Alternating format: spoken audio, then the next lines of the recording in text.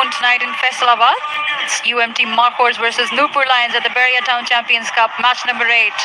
UMT Markhors in a big chase for a victory here, for their 4th victory, that would be. They sit at the top of the table right now. It's Fakhr Zaman and Kamran Ghulam on the crease for them. Just one wicket has fallen so far of Bismillah Khan. Looking at the bowling for Nurpur Lions, they've used 4 bowlers until now. The only successful one would be Daniel, who got rid of Bismillah Khan. 1 spin option and 3 fast bowlers so far.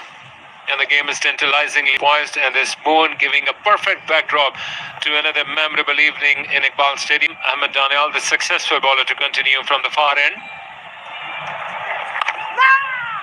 Fakhr Zaman has fought fire with fire this Friday evening in Faisalabad. Now the question is going to be that how Shaheen Shafidi is going to utilize his bowling options.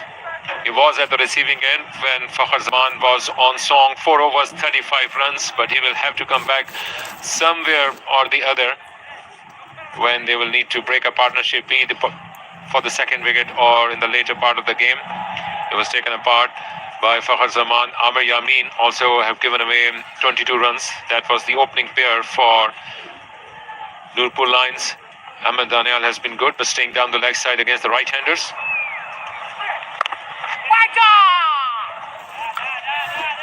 That's a much better line. He's kept the ball towards off stump this time. Kamran Ghulam with a big smile on his face. And that's what I've seen, the body language from the UMT Markhors batters. Very confident. They have a huge target of 368 to chase. They look confident, they look good. I guess that's what happens when you're sitting at the top of the table.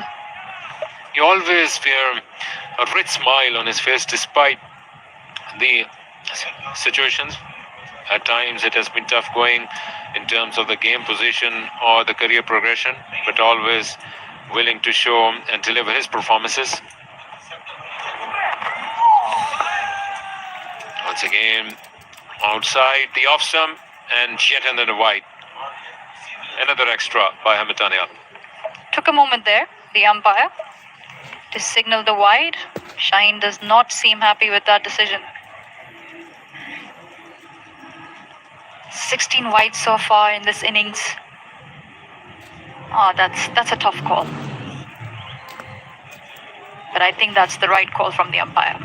Yeah, the indicative line was enough to confirm that it was almost out of the reach of Kamran Ghulam, despite the fact that he was going after the bowling to play a big booming drive or an expensive cut shot. Smartly done by Kamran, deliberate by the look of things, and will earn him a boundary. So cheeky, very cheeky from Kamran Ghulam on that occasion. Did that brilliantly, used the pace of the ball. It was a thick edge from his bat, but he found the gap between the 2 fielders in the slip and got those 4 precious runs, breaking the shackles. Kamran Ghulam, a perfect example of how hard work should be done, in what way or in what form you should continue and deliver the goods for your respective teams and for yourself as well. He has been a part of the Lahore Qalandar squad. As you have been mentioning, most of the contests this evening at least has been between Qalandars from one to the other. And once again, Kamran Ghulam prevailed. His first boundary off the bat. Now the slip is slightly moving towards the wicketkeeper. Nice comeback by Ahmed Daniel. Good mind game between the ball and the batter, knowing that he might be looking to repeat that shot, bringing it back between the stumps, and smartly played by Kamran as well. I think that's what the discussion between Shaheen and Ahmed was about. He wants to keep the ball towards the off stump, does not want to give a lot of room to Kamran to play towards the leg side and score those runs freely. They want to keep the pressure on and hope that it can result in another breakthrough for them, preferably the set batter.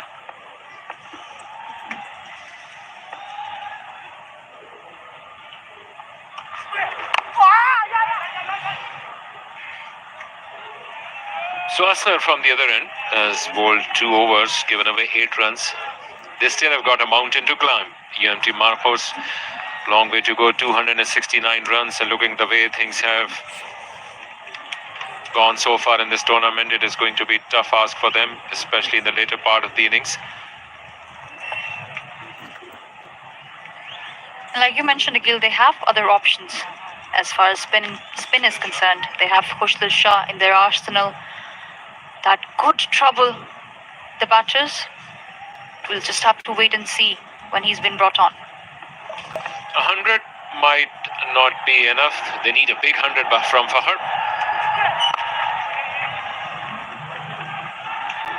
Nice work by Markhor. Yusuf in trouble on the other end. Have they got him? Kamran Ghulam is turned. A bit of start-stop. Yes, no, a misunderstanding might result in the big wicket of Kamran Ghulam. This could be a huge point, huge turning point in this chase. The Nupur Lions look very confident with their effort. A lot of hesitation from Kamran on that occasion.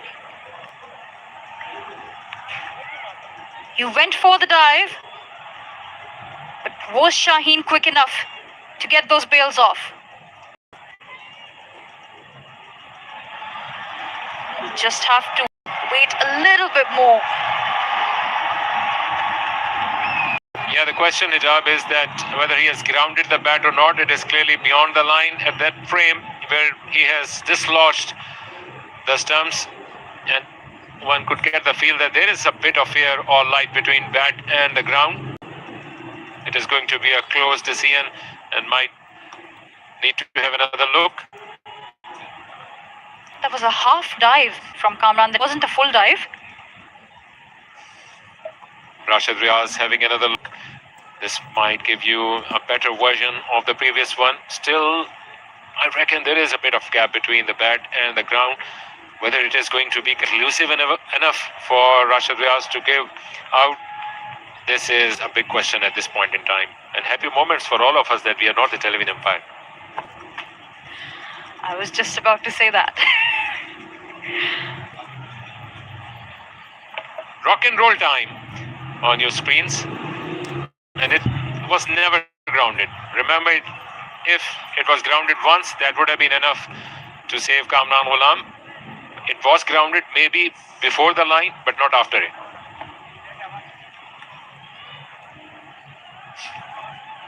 This is too much of an ask for Kamran Ghulam to rock and roll behind the line.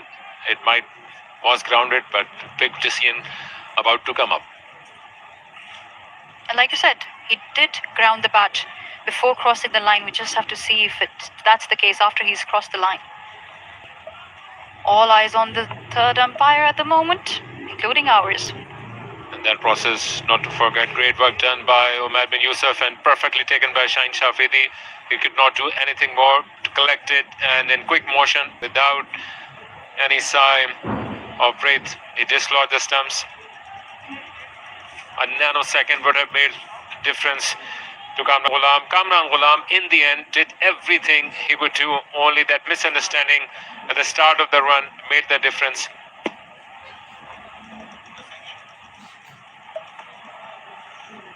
This could be a huge blow for UMT Markhor if Kamran has to walk back. And the way things go, usually the longer they take, the more dubious it is going to be.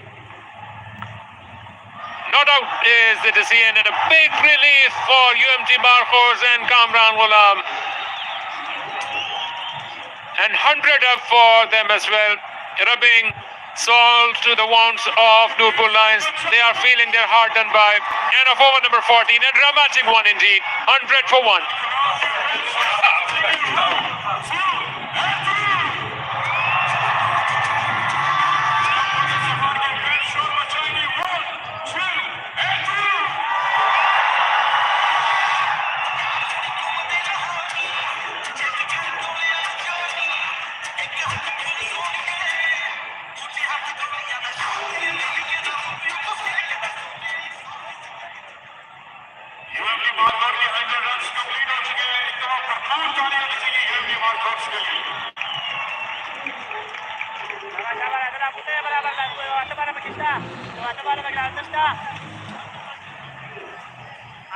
Not out is the call, and Kamran lives another day to maybe change the fortunes of the first chase. Some intense moments. We've seen that since the start of this inning. It's just an amazing game of cricket in our hands, where UMT Markhor are just not giving up, because they've got a player well set on 52. His name is Fakhr Zaman, and we all know what his capability and potentials are. They've scored 100 inside 15 overs. The required run rate is 7.45. So everything is in balance at the moment. In the middle, Salman Butt. It's in the balance. You just can't decide which way this match is going yet. Well, time will tell, and obviously they need a big partnership. Still a lot of runs to get. 267 remain and 35.4 overs to come. The time is there. They have the firepower. It's just about being there. And Fakhr really doesn't need to do this. He is a capable enough striker to send the ball into the crowd and to other parts, playing much better cricket than this reverse sweep. Required rate 7.5, current around 7. Yeah, look for the ones and take 6 and over. The odd boundary will keep them intact for this chase, and they want to be at 30 over mark and cross with wickets in hand. This already is the fastest 100 of the tournament, courtesy to Fakhr Zaman's firepower early on. Another thing that they need to make sure is that they don't run each other out. It can happen when you're chasing such a big target. You're desperate to get runs. The last decision, it was touch and go. Proper confusion in the middle between these two batters. They must not do that. This is a good over. Only 2 runs coming off this over from Asghar. 15 gone, 102 for 1, UMT Markhor.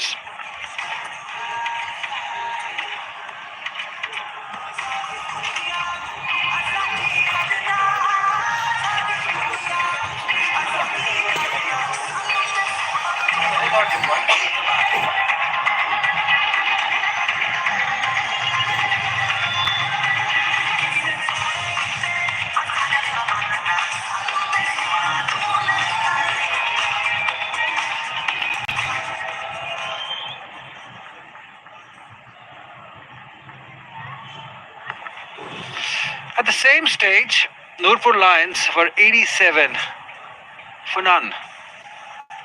UMT Markhor are 102 for 1. Ahmed Danial has bowled well. He's given away runs, but he's bowled those good deliveries in between. Oh, that's smacked into the crowd. He's nailed this one. Fakhr Zaman at his very best. Yes, out of the screws. He's nailed it. Flat 6 into the crowd. Ahmed Danial, take that. Fakhr Zaman and his swing. He creates some pace with the bat. Just a touch short. And Fakhr is square on that length.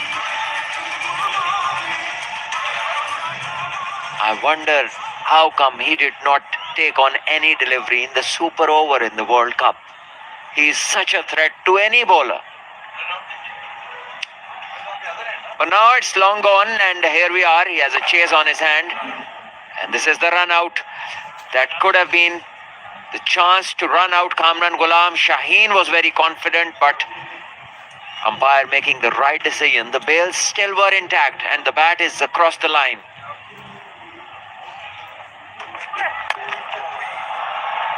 Fakhr. Oh, why would you do that? You are in line with the run rate. It's just a matter of time. Just keep batting, Mr. Fakhr Zaman. Just think before you make a move. That's what I 60 or 50, Kamran is there. Iftikhar to follow, Rizwan to follow, Abdul Samad to follow. Why do you want to go out? Is there something very tasty cooked tonight lying in the dressing room, Ali Bhai? Well, they can always have it later. After winning, it will taste better with the victory. Absolutely. That's what I said, Salman. You got to be cool enough. Don't They have just that need desperate. less than or around 7 and over. 6 of the first ball. Take singles. Well, he's bowling quick. That is good to see. Ahmed Danial, he's fit and strong. Yes, he's gone for a couple of hits, but then Fakhr is a special being. He can take any bowler to the cleaners on his day. 15 overs, 109 for 1. Into the 16th. And Markhor, they have to mix sense with aggression.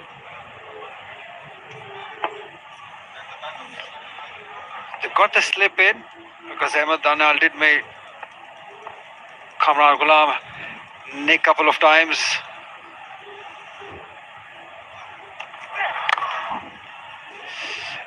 He played well. He's already has 2 centuries, Kamran Ghulam, in this tournament. The last time he played, he scored a century. It's just a beautiful inning. The way he crafts it, the way he manages it. He's good against the fast bowlers, equally against the spinners. Takes them on at will. He's got that ability to rotate the strike. He's got a great footwork. He's got that power to use that long handle. He's just an amazing player in making. The stage is set, my friend, for another one. Bold fielder there. He should take it. And he does. Big wicket in the context of the game. Ahmed Danial gets his man. Taha the fielder. Well, yes, well bowled on the part of the bowler. A short one, and that too where the square leg boundary is so far away. And nothing wrong with the front foot. Kamran Ghulam makes a poor choice. After 7 runs already in this over, he just needed to just play it and take a single, but he chose the other way around, and he loses his wicket and has to depart. 109 for 2.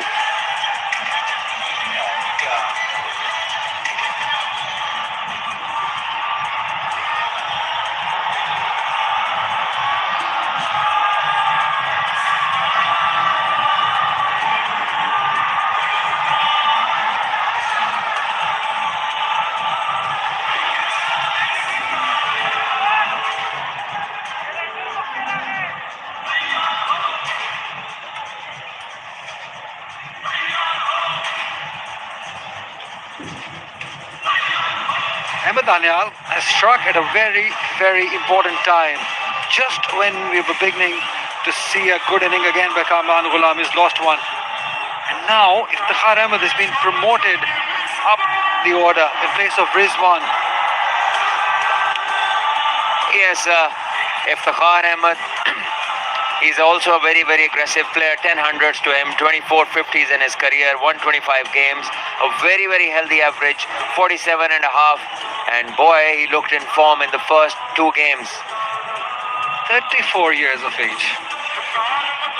So, some things you need not to comment on.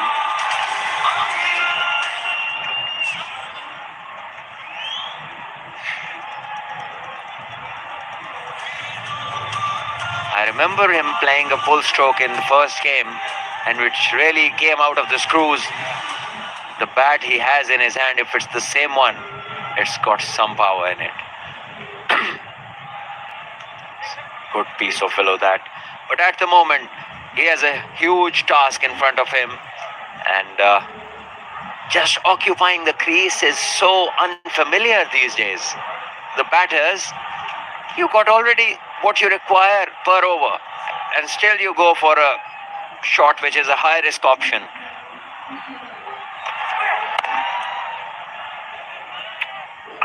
Credit to Ahmed Danial. He's bowling his heart out. 16 gone. 109 for 2.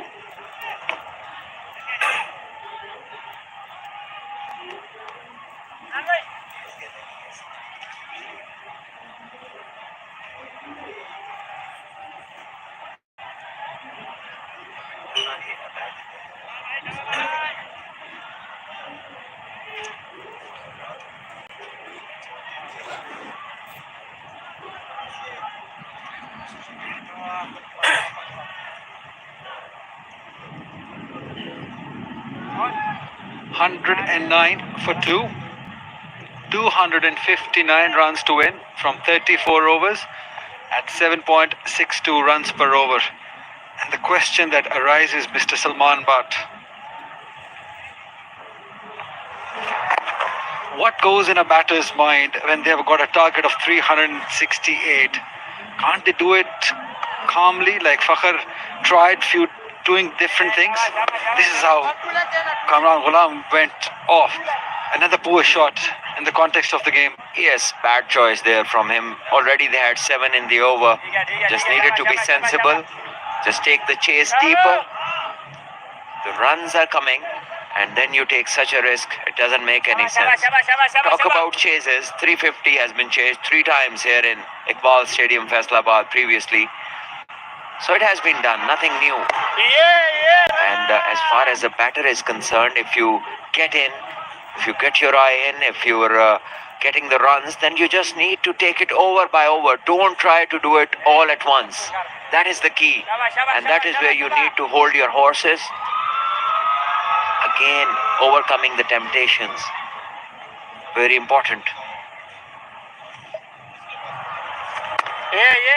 Holding on to the temptation. And the horses to avoid the temptation. But yes, it definitely plays in the mind of the batter when you have got 368 runs. It's never easy. The bowling is good. It's a good combination of Ahmed Daniel and Askar. 2 names I remember when I see spinners operating within the stumps. Yunus Bhai and Kamran, how good they were while sweeping the ball. And the spinner would not stand a chance. They were so good on that shot. And now, when there is only one fielder patrolling the square leg boundary, we are yet to see one attempt of a sweep. Mohammad Yusuf Bhai, he would play it over mid-wicket area or over long on or mid-on. Yes, he was very good with the use of his feet. Another way of playing the spin. Another great batter. Saeed Anwar, Saeed Bhai. He could do things at will with the spinners. So it's 111 for 2 at the end of 17.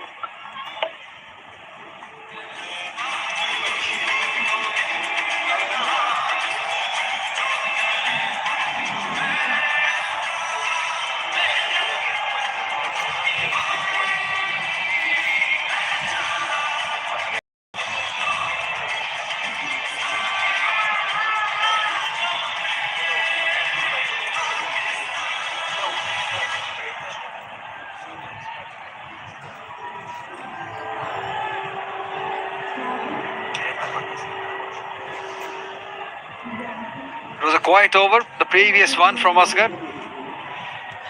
Does that effect? Because with every dot delivery, that required run rate increases just a little.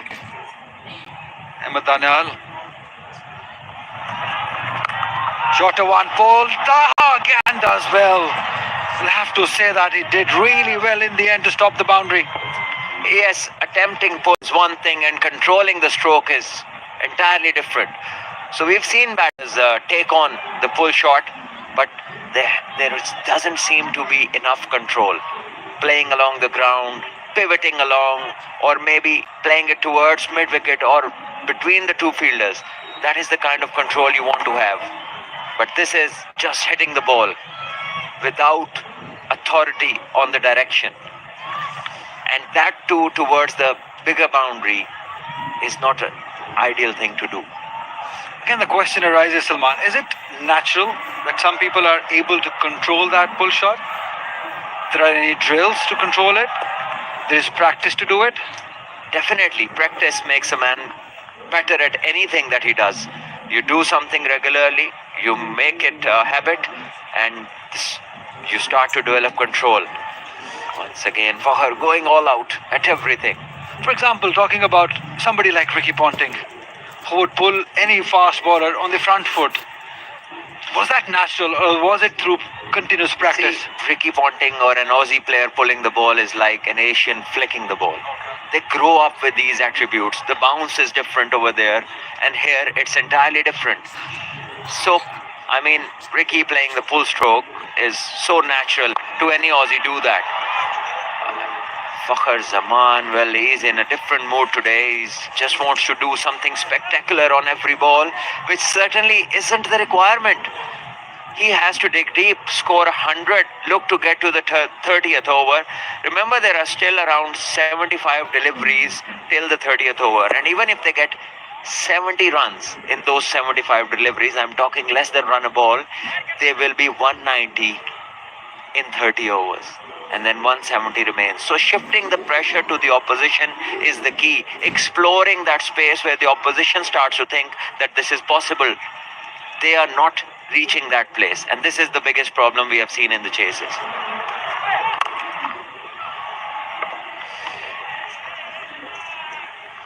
Yeah, even if they have to do 130, let's say 135 in the last 10 with wickets in hand, they can still do it. But yes, as you said, they got to get to that point first. Ali, you make a very good point. 196 in the last 20 overs. Lions scored. So they have Iftikhar. He can play all the shots in the book. So does Fakhar. So Abdul Samad, we saw that he can hit big. Rizwan can run and also place and hit big too. But they got to get this phase done with, where Ahmed Daniel is bowling quick. This is his 6th over. How long do you think he will keep on bowling? So some sense has got to prevail. Some strategic thinking needs to exist. But the problem, what I see here at the moment, what I see in front is that Iftikhar has taken 8 deliveries for just 2 runs. Fakhar, on the other hand, has struggled. They've not been able to rotate the strike. Those singles are not there quite. So that maybe is the reason that adds to the pressure. And do you know why there are no singles? Because they're looking to hit boundaries. They're premeditating aggression. Yeah, this is more sensible. Spend a couple of overs, just play normal cricket, and then things would start to roll. 18 gone, 113 for 2.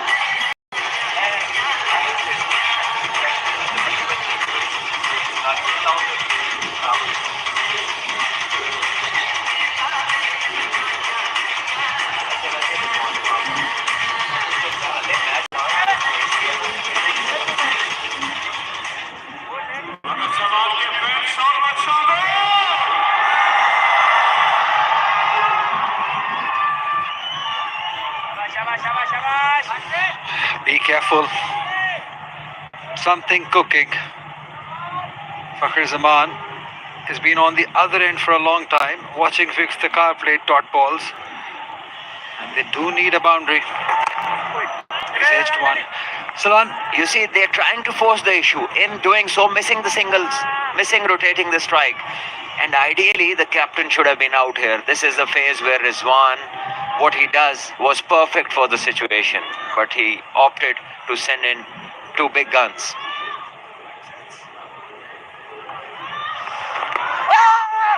Now, going down the leg. Boy, some spinners and some bowlers are excellent at appealing. They make it look like an absolute plum. Just have a look at it. Lands just around or maybe outside leg stump and further going away. And look at him shout.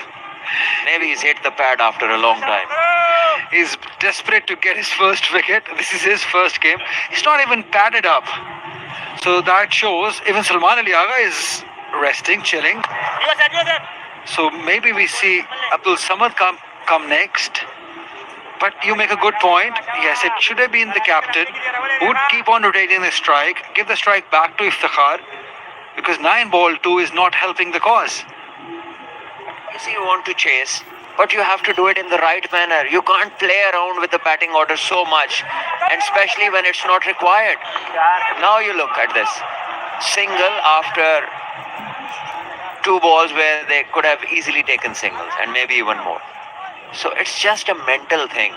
nothing different that the pitch or the bowler has done. It is your premeditated intent of hitting boundaries that leads to their demise of the batters, and that too on occasions where it is not the ultimate requirement. Again, we'll come back to the simple thing: do what is required. Game awareness. A slip in. Down the track he came.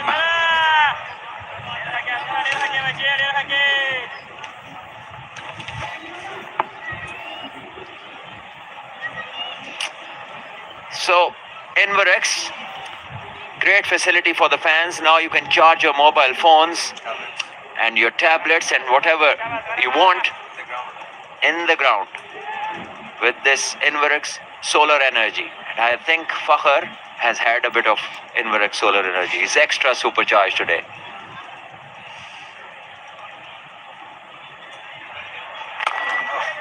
Well driven, straight to mid-off. Easy single. 19 done, 115 for 2 UMT Markhors.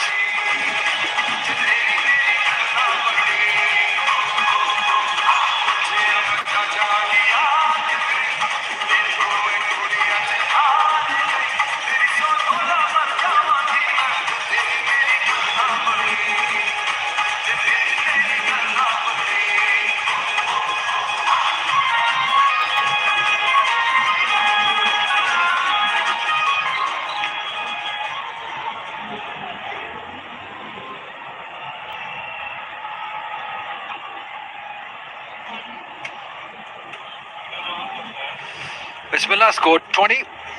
Kamran Ghulam scored 8. Both the wickets going to Ahmed Daniel. But it's Fakhr Zaman who holds the key. 64 of 59. And Iftikhar Ahmed has just joined him on 3 at the moment. Shaheen is back. Not been able to get the single. That's the issue at the moment. Well, he's just for once tried to get a single. But this time around, Shaheen is bowling with the left arm's angle going into Fakhr. And on his leg side, which is his dominant area, there's a shorter boundary. And there is deep square leg, short fine in the circle, mid-wicket in the circle. Once again, bowling short into the ribs of Fakhr, who is very rarely flustered by this shorter length. He usually is very comfortable. Initially, at the start of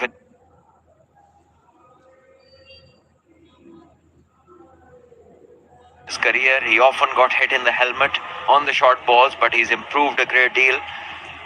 And what a wonderful knock we saw from him against New Zealand in that game where Pakistan won via Duckworth Lewis method.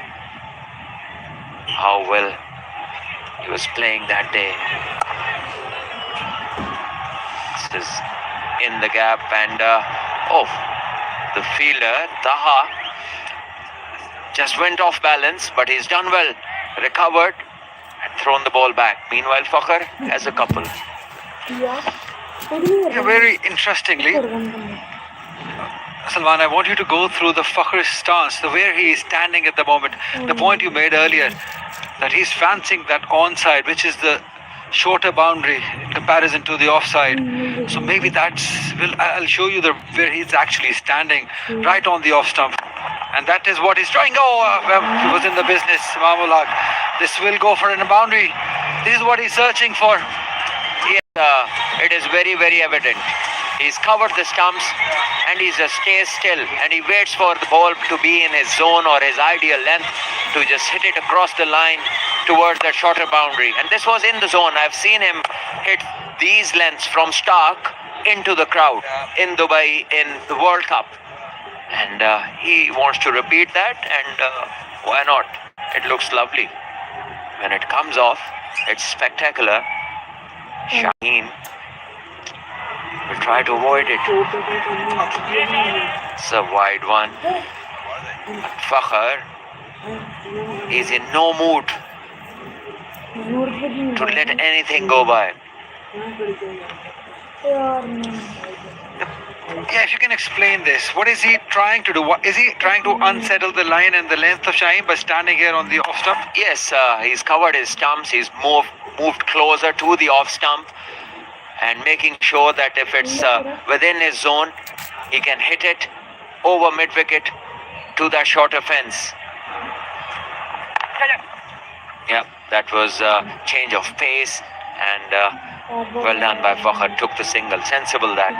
But the risk, Salman, with this stance is if he misses one straight, he's a goner. Yeah, but with his expertise playing in that area, this is a calculated risk. We have seen many top players play like that. Steve Smith, he's always covering his stumps, but by the time you hit one on his pads, he is 120 not out. So your Javed Bhai, for all his life, was standing within the stumps. You see him playing and you think anything that misses his bat will be plumb. But that only happened when he had won the game most of the times. Over gone. 1, 2, 4 for 2.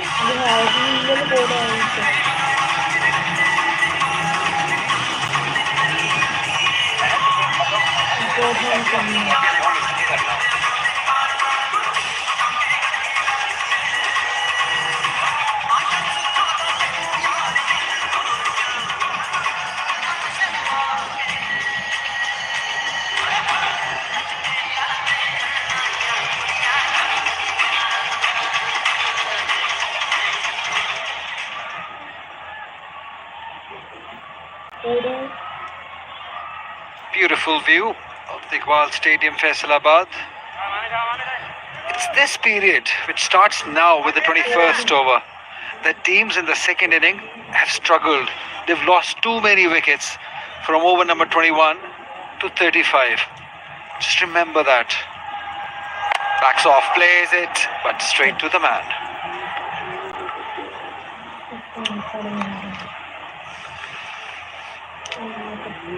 So that shows the ability batters have. Have a look at that, Salman. In the second inning, 23 wickets have fallen from over number 21 to 35.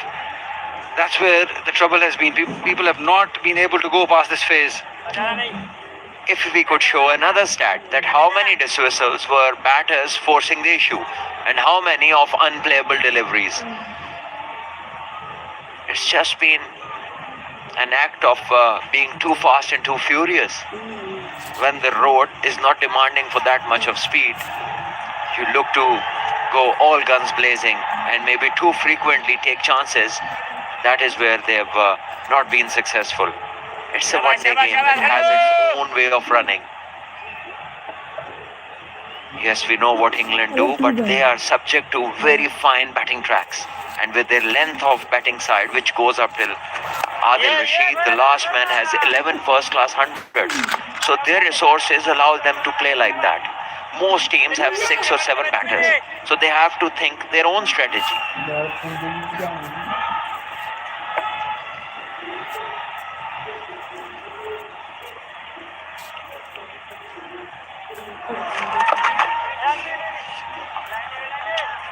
Ball 3 for Iftikhar. It's just not been able to rotate the strike enough. Yeah, I hope he doesn't give in. He just hangs in there because he can cover up. He's that sort of a bloke. 2 balls and things will be pretty even, Stephen. Lots of power for just 1 run. Well, it's okay if he's taking his time. But the concern I have is that he's not giving the strike back to Fakhr Zaman. And the type of player Fakhr is, when he's in his mood, in his zone, he needs the strike. He needs to be involved in the action. And if you keep him away from the action, that's where it gets tough. But today it looks different. He's in with a purpose. I guess they have realized that this is the phase where they need to be more sensible, rotate the strike, take the odd boundary. Because imagine at the end of 30, them being 190 or 185 for 2, how much pressure it will shift on the Lions team. And then which bowlers to use. Fielders come under pressure, the captain gets frustrated. and things start to roll as a batting side. Stayed there till the 30th, says Salman Bhat. 21 gone, 127 for 2.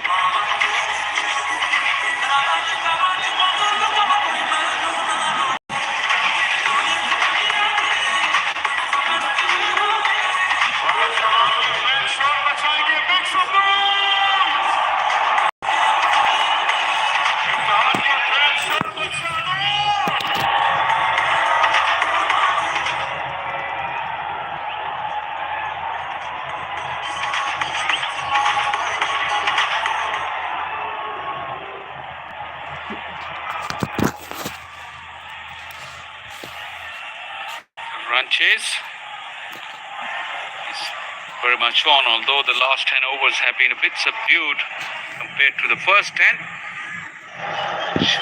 Fakhr Zaman went berserk. But the good thing is that he's still in the middle. And the longer he stays there, this run chase will be alive. Still breather for the players. Change of comms here as well. I've been joined by Hijab Zahid, fresh from Multan.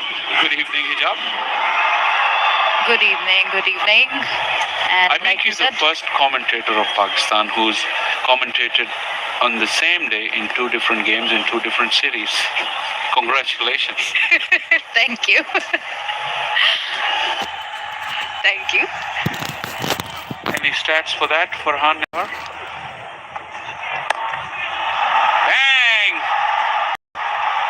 Greeted with a 6. Shaheen Afridi. Fakhr Zaman. Once again, no half measures. When he decides to go big, he does really give it everything. The umpire wants to have another look. I think it landed on the full on the Toblerone, but we'll wait. Just when we thought that Fakhr has been subdued a little bit, he let us know that that word does not exist in his dictionary. Have a boundary check and stay straight on the skirting. I do believe this might be called a maximum. I think the fielder also, which is not in that picture, signaled a 6 as he was running. Probably from here we may see, if we roll it on, as soon as it hit the skirting, the fielder also signaled 6, but umpire is making sure.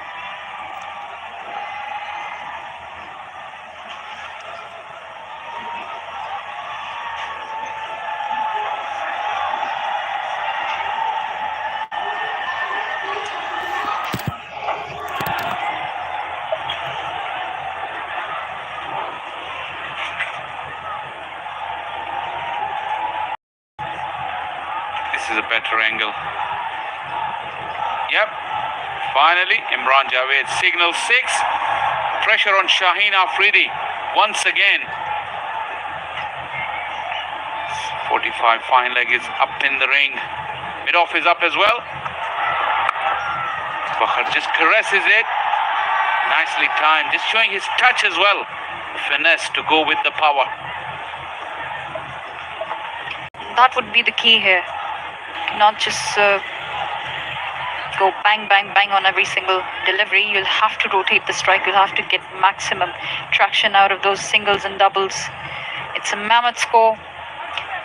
They still require 234 runs in the coming overs, and that's a huge ask for any team at this point. The advantage with Fakhr is that because he can bring out big shot at any time, you allow your partner the time he needs to settle in. Iftikhar has taken 15 deliveries for his 4 without feeling much pressure. Outside edge. Shaheen is bowling around the wicket, cutting that angle, not allowing the batters any room. Left hand, right hand combination, 2 different batters. He'll have to keep changing his plans. Let me ask you this, Faisal. When this inning started, were you expecting Iftikhar to walk out at number 4? Not really. Rizwan has made that number his own.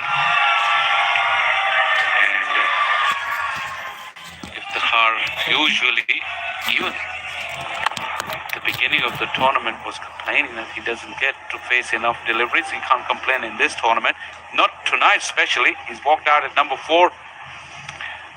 Town is not only providing the best lifestyle but also promoting health and sports. Wonderful initiatives with regards to health and sports in cricket in particular.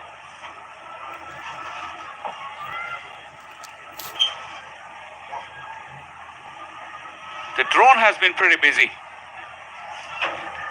VIP enclosures are pretty full. Just like Fakhar Zaman. Edgy will fly. It's a short boundary there and good work. Asghar, it looks like it just restricts Fakhar to a single.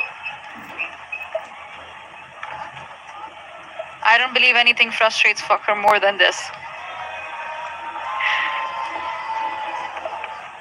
A good arm around the shoulder of Shaheen Afridi as they met at the non-striker end. Have a look here.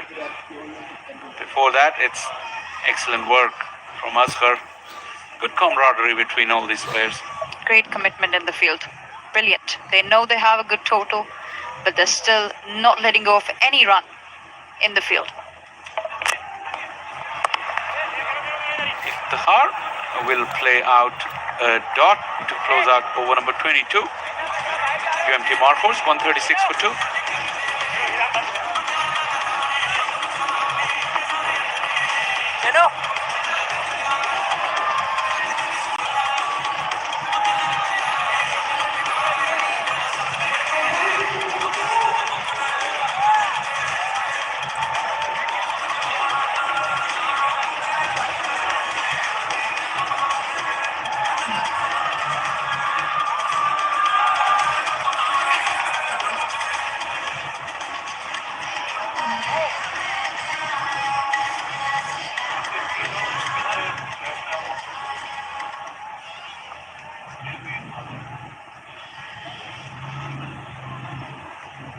Khushdil Shah, a very good day with the bat, handy with the ball as well.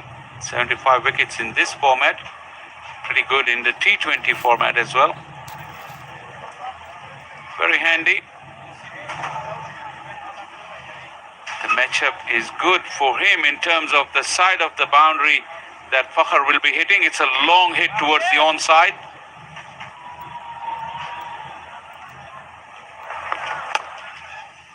Fakhar treats him with respect with the first delivery. That's why he's so good in this format. This format allows Fakhar to settle down, allows him to read the bowler, read the pitch, and then play according to the situation. That's been the key for his success for such a long time for Pakistan as well.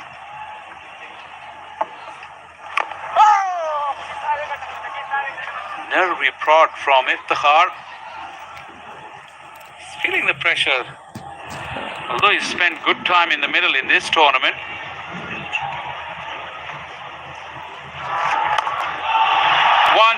bang! Go fetch that.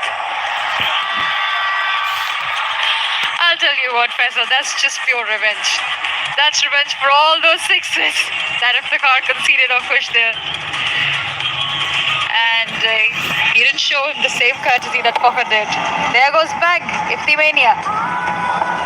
Enough of pushing and prodding straight down the ground, the safest part of the ground. It went into the second tier, flexing those muscles. 143, the chase is well and truly on. And generally in this tournament, by this stage in the second innings, the games are literally dead and buried. Thank you very much, Hijab, for coming, because we're having a contest. You're welcome. Who doesn't love a good We've certainly missed one. I mean, we've seen some good skill on display here, but in terms of close contests, nothing much. Still a long way to go in this one. As Iftihar hits the 6 and gives it to Fakhar.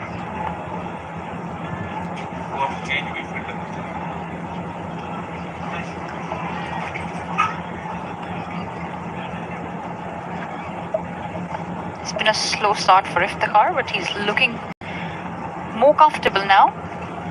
Push till the Fakhar. Oh, edge of the knee of the wicketkeeper. He's taken it and he is celebrating. Yeah, it was a huge deflection and it bounced off the knees of wicketkeeper Sajjad. But he was alert enough to grab the rebound and Fakhr walks back.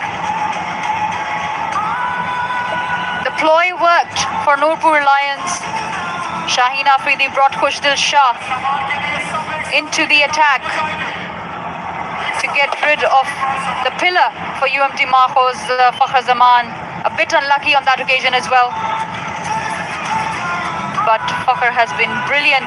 He walks back after scoring 82 of 72 balls. It's 144 for 3.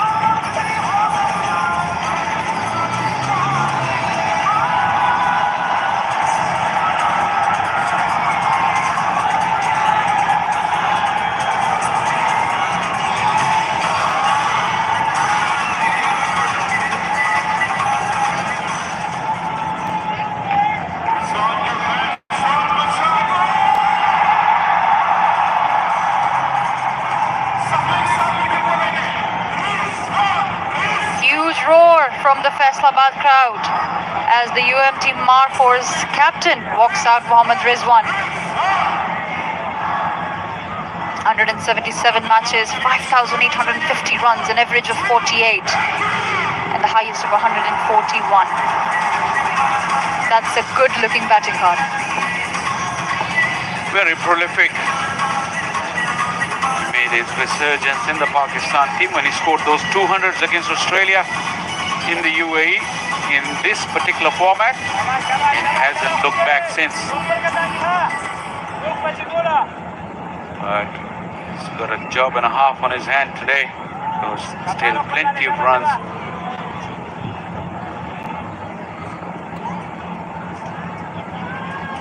Well, it will be Khushdil of Multan Sultans versus Rizwan of Multan Sultans, being called by Hijab Zahid of Multan Sultans. You forgot the non-striker. You're just too many of you. Not easy to remember all of you. Good successful over from Khushdil Shah, make telling contribution. 23 gone, 145 for 3.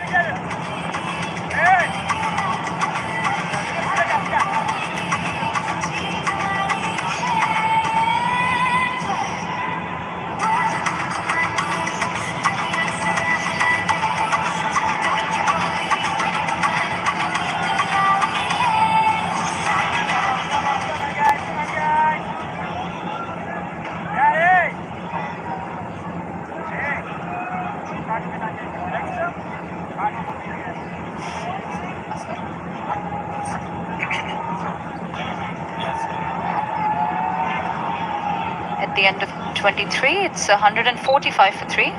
Mohammad Asghar will continue on the other end, so it's spin from both ends at the moment for Nurpur Lions. Huge responsibility for skipper Mohammad Rizwan. 223 still required of 27 overs. Good to see Asghar back in the fold. He had to really work hard to regain this place. Reaching out for it. Oh, that's sloppy. I was going to say Asghar has bowled a great spell so far amidst the carnage all around him. Just 18 of his 6.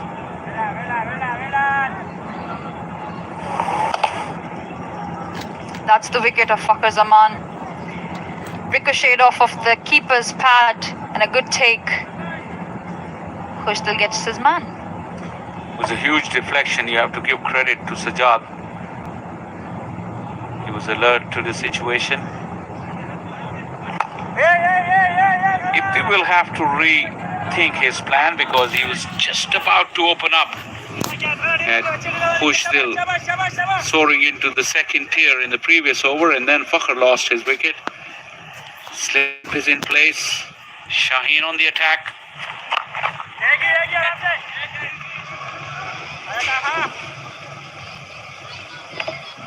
They'll have to be very smart about this chase. The required rate now climbing up to 8.3. They'll have to look for those gaps. Both of these batters are brilliant when it comes to rotation of strike. They run really by the run rates of 8, 9. And wickets is the problem. It derails the run chase, any run chase. Especially back-to-back wickets. This is what they have to guard against. Peculiar run-up of Fakhr, that tap of the foot before he gets into his action. Iftikhar causes a little confusion. Rizwan was never in doubt. a little bit of hesitation, but you have got to give credit to Mohammad Asghar. He bowled in that middle phase from 11 to 20 overs, and the run rate dropped rapidly for UMT Markhors. They scored 80 runs in the first 10 overs and then just 44 in the next 10. And that's majority because of this man. His first spell was 18 runs in 6 overs. Iftikhar reaching out once again. It was aerial for a brief moment. Another very tidy over from Asghar has come to an end, building up pressure on the UMT Markhor pair.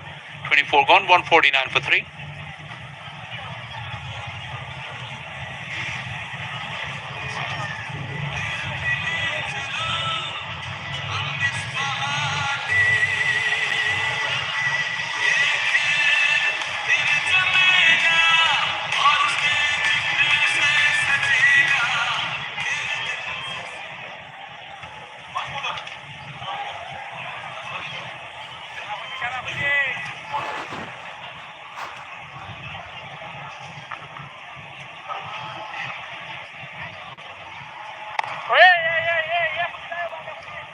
Iftikhar seems to be caught in no man's land at the moment in terms of his approach for this innings. He's finding the right method.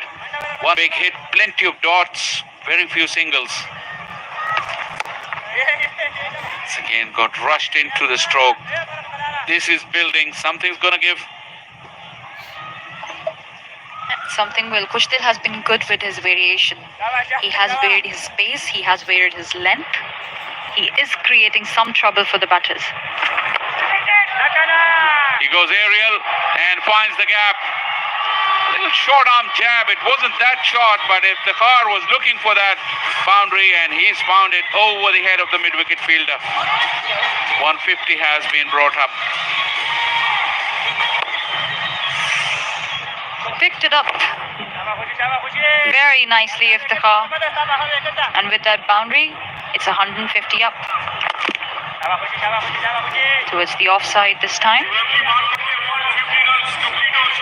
We'll just get a single out of this. That puts Rizwan back on strike. You would feel that boundary came just at the right time for Iftikhar. Though it wasn't very short, he took a risk. Goes past the outside edge. Kushdil excellent with his variations. Rizwan, the kind of form that he's in, just trouble him the way he is. Excellent stuff. Despite the boundary, still a good over from Kushdil Shah. 25 done, 155 for 3.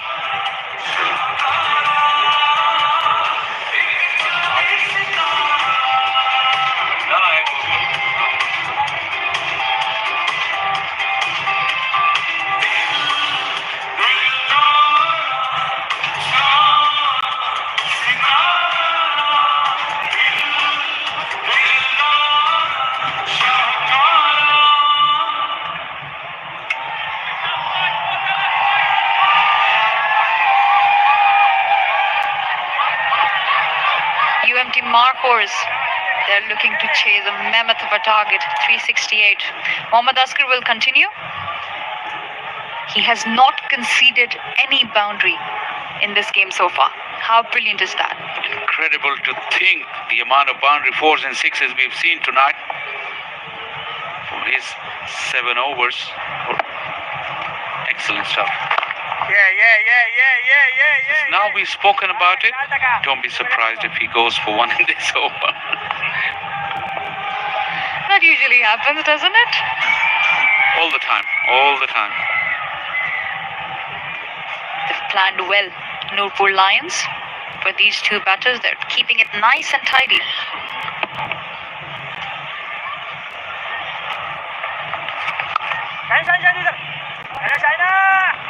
Not firm enough push from Iftikhar to go past Shaheen. Excellent work from the Nurpur Lions skipper.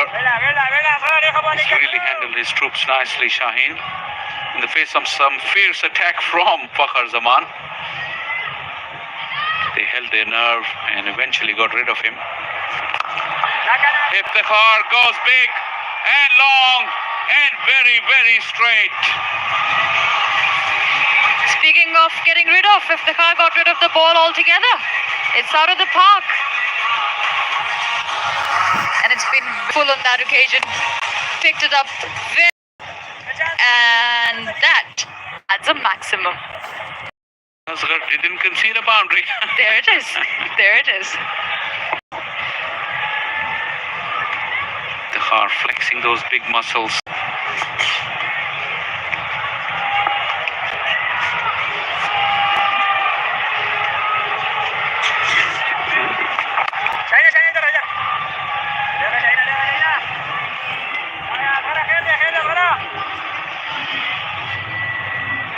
As long as they keep this run rate just below 9, I guess, they will feel that they're in with the hunt.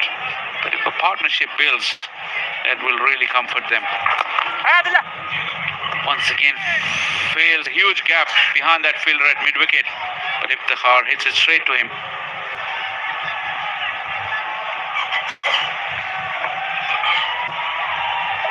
It's never easy to bowl with the left. Just the defense on this occasion.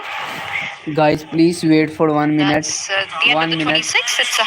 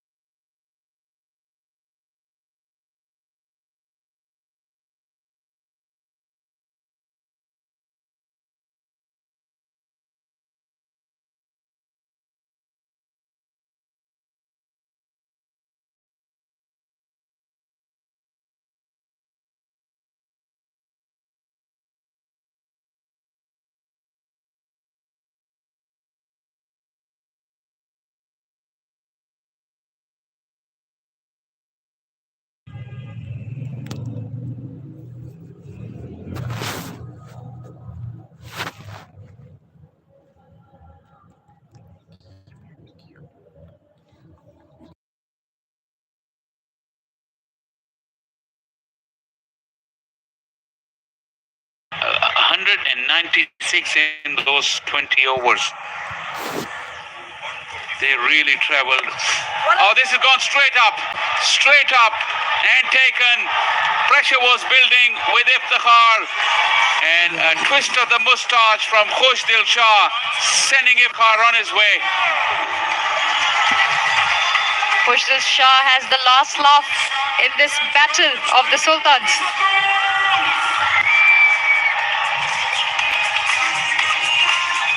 Front foot looks perfectly all right.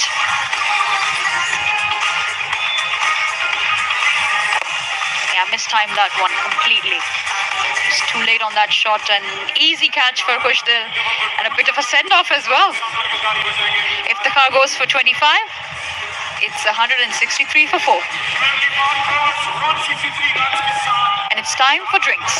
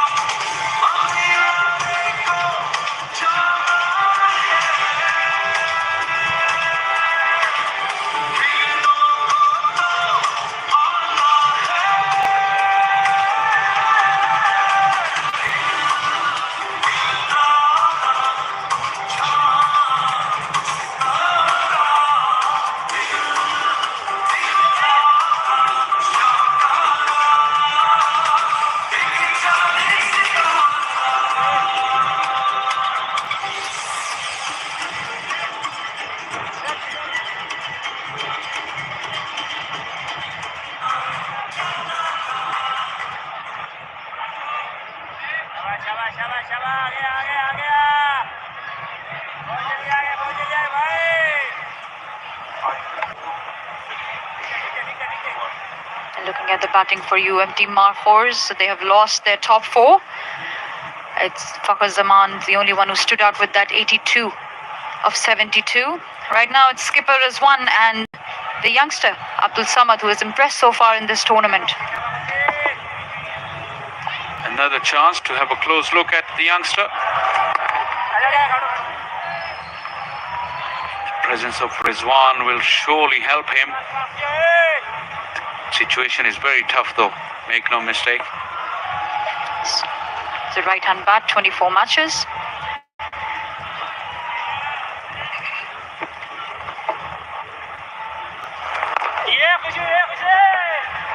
On the other hand, Khushdil Shah is having one gem of a game today. First with the bat, now with the ball, standing up for his team. What a valuable performance this has been from him. Oh, another blemish in the field. It won't cause him anything. Rizwan probably wasn't alert enough and then found it safe to just send Samad back. UMT Markhor after 27, 163-4.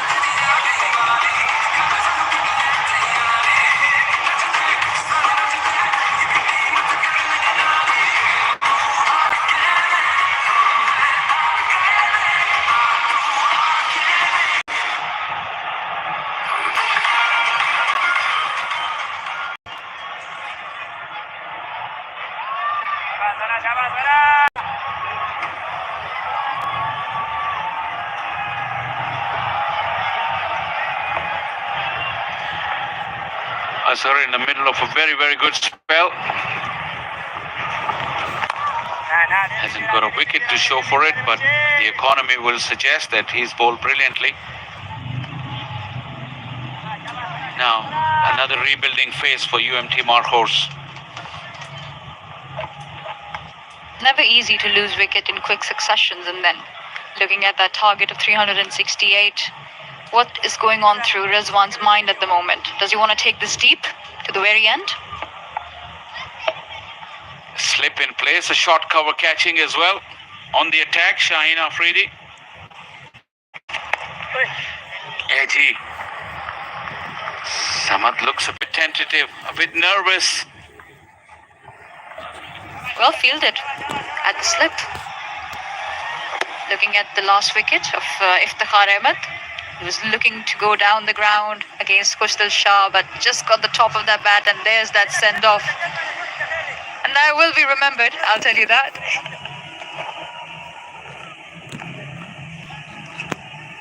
No love lost when you're on opposing sides. This is a very, very good spell for the UMT Markhor. Both the left-arm spinners have really put the brakes on.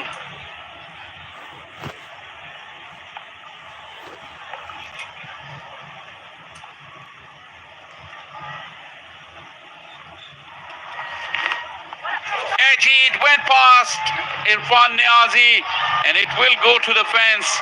A little bit of luck for Samad, but brilliantly bowled by Asghar.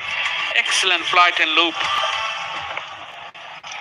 Usually very agile fielder Irfan Niazi wasn't quick enough to get the pitch of that ball, and that was a catch. A half chance.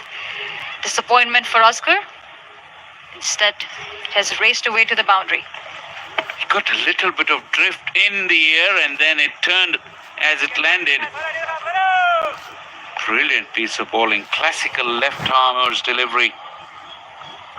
The drift will suggest plenty of revs on the ball. This time Samad made sure he lunges forward right to the pitch of the ball.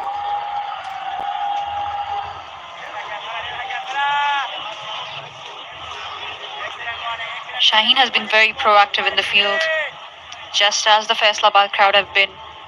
Look at the joy on their faces. Cheering wholeheartedly for both the teams.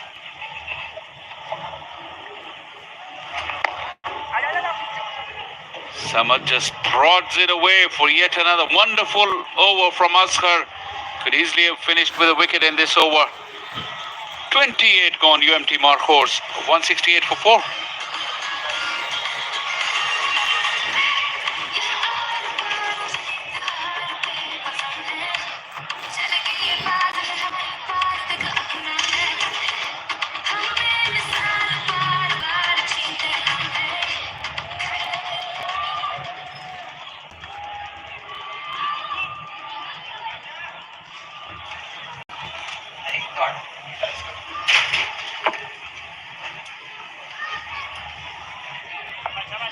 Bowlers utilized by Nurpur line so far. Shine Shafid into second spell. Still remain at the receiving end. So spinners now doing bulk of the bowling. Faisal Shah has been successful. And a mountain to climb for UMT Markhor. Abdul Samad will keep the spotlight on him. Showed tons of promise in the curtain raiser in Faisalabad, the local boy. But now it's going to be that part, that question that if that was a fluke or you have got that temperament, the talent, and the potential to make it 2 out of 4 leading into the playoffs as well. Most likely they are going to play the first one, whether team 1 and 2 will play.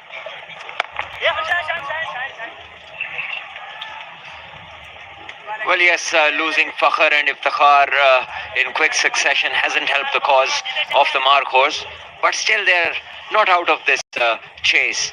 It's just a matter of partnership, and we all know Rizwan, how a determined character he is, and he can also guide the youngster on the other end.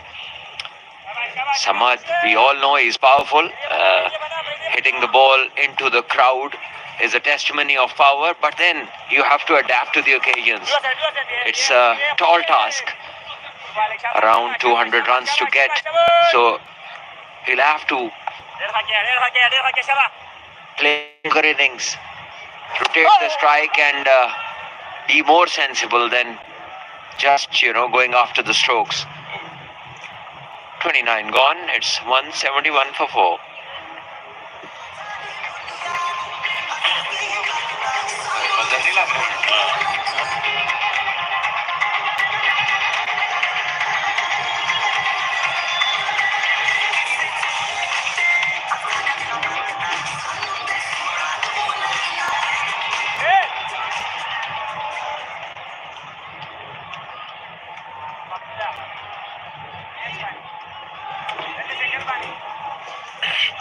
Happy moments in Faisalabad and perfectly setting up for a big weekend of cricket, which will lead to the playoffs in the coming week starting Tuesday. Good to see once again people coming in big numbers. Brilliant bowling by Asghar so far, and perfect time to have a cup of tea in Faisalabad. Refreshing evening where everything has been at its perfect place. Some 5 hours of cricket and some cup of teas in terms of Dabal Danedar, courtesy Dabal Danedar Tea Lounge. And a bit of chit chat and gossip also going on.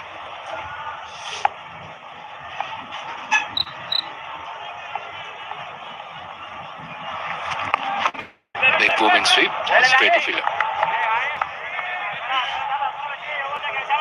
You earmarked Salman Birds, Abdul Samad, even before the start of the tournament. He is perfectly built for the modern day cricket. So, huge opportunity for him to play another one, but a mountain to climb. He's had 2 good outings out of 3, but he needs one bigger one just to keep pressing that point and keep turning the heads towards himself. When you look up to new talent, you talk about young boys coming up and who can fit in the white ball part of the Pakistan cricket. He certainly seems to have the power, the demeanor, and the kind of stroke play we saw all around the pitch. It was great to see. But still early days, he will learn. It's just a matter that how much time he takes. Yeah, and perhaps he's got one of the best combination in terms of mentorship and Rizwan being the captain of the side. He had played also under the captaincy Misbah Luck long time back when Misbah was still playing. This is appreciated that the way he has been picked up for UMT Markhor and was given a go in the very first game. Excellent spell and the last ball, and Rizwan needs to be sensible. 36 runs given so far by Asghar. Excellent bowling. This will be an easy single. 37 of the 10 he gave. Brilliant spell. And 30 gone. 173 for 4.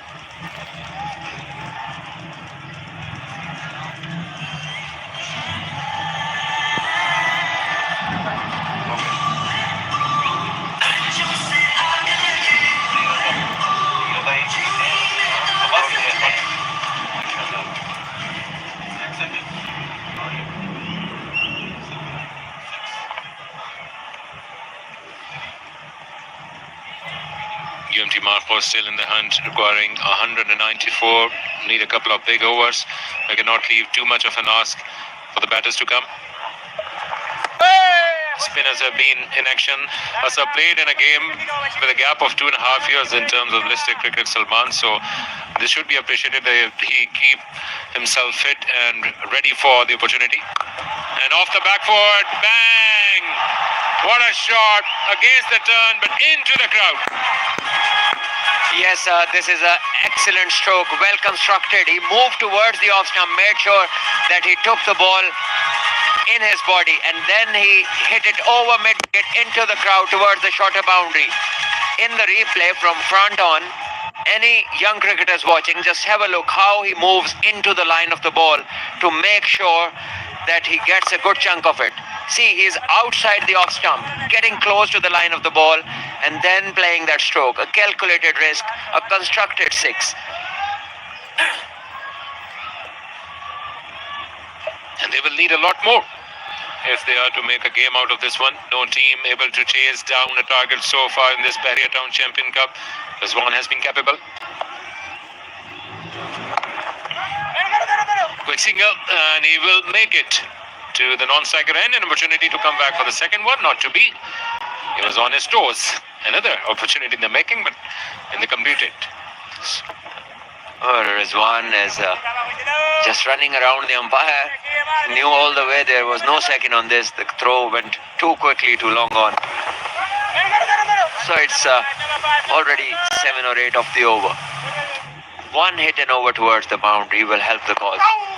And then rotation. It's perfect. It's 180 now. It's the 31st over. 75 runs in the next 10 overs takes them to 250. And then 110, let's say, 110 of the last 10 are not impossible at all.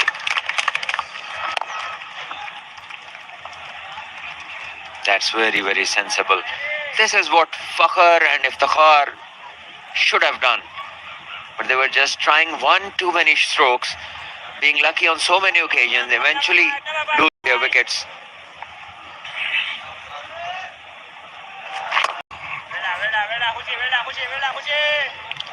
"31 overs gone now. UMT Markhor in the hunt, 184 for 4.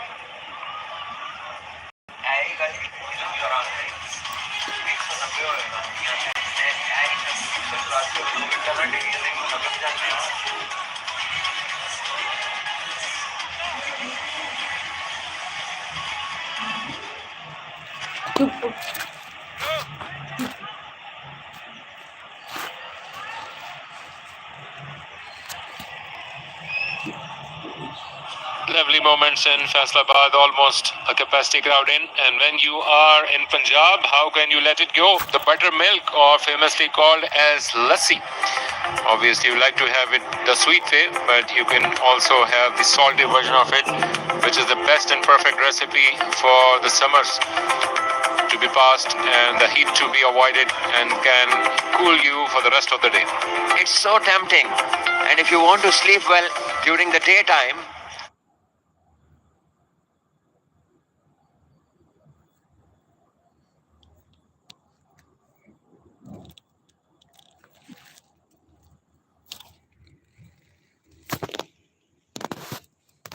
the best thing to have.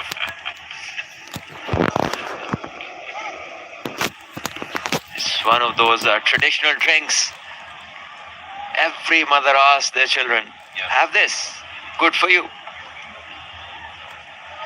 In the meantime, coming on to bowl, and thanks to you, you never told me that one could get sleepy after having it in a day. So that is why, after breakfast, I had to sleep by the start of the game. How come you never knew that, Akil bhai? You are such a foodie. This is over extra cover. The fielder runs around, but this is the shorter side. It will go for a one bounce boundary. And once again, first ball of the over goes for a boundary.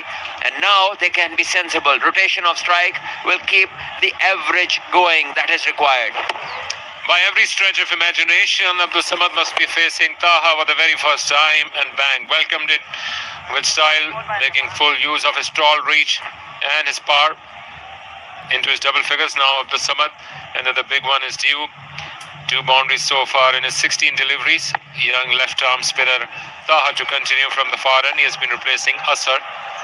Bowled brilliantly, at least in terms of the economy, kept a leash on the scoring of UMT Markhors.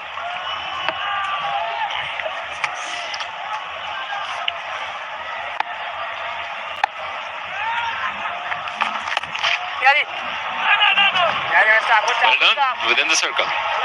It's Niazi there, the man who scored a brilliant 100 today, and he's outstanding in the field.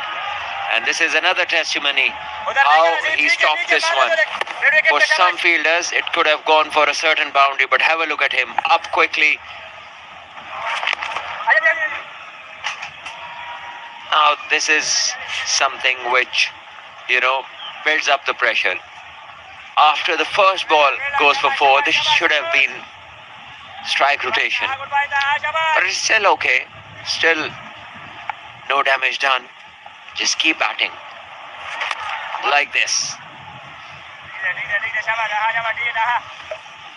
Yeah, Taha played well for his 30s, and now it is for him to bowl at least a part of the quota for the 6th over. Aswar has seen off his specific quota. Khudil Shah has bowled 5 overs, 29 runs, and most successful bowler among them so far. Rizwan is an excellent sweeper, and there is a huge gap. Look at long on and the deep square leg. It's miles away from each other, these both. And Rizwan plays this one down quietly, batting intelligently. But whenever he has to take a chance, he will have those options in mind, the ones that I just spoke about. Either side of the square leg fielder, it's huge gaps. 6 of the over so far. And 7 it will be. 32 gone. 191 for 4.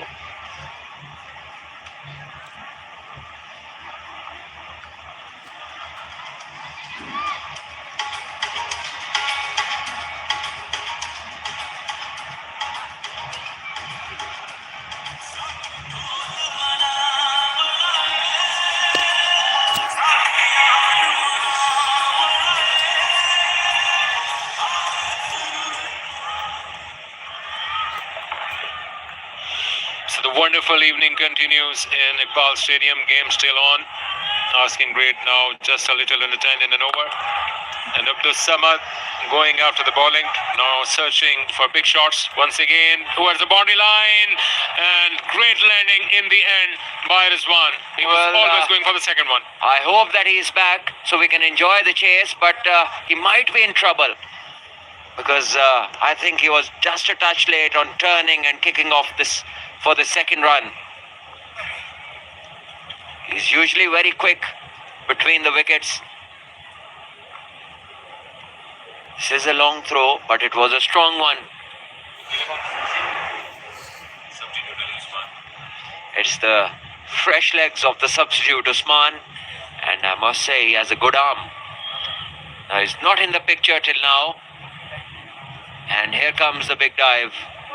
And he's gone. So there comes the big break via an excellent throw and good collection by Khudil Shah. He can't put a foot wrong today. Oh my. Rizwan will have to depart. His Superman pose was not good enough to get him back in. Big moment in this game. Yeah, Rizwan will have to go back. Great fielding and wonderful collection by Khusnil Shah. Courtesy that Rizwan is now walking back only after contributing 14 runs and a 6. UMT Markhor in trouble now, 192 for 5.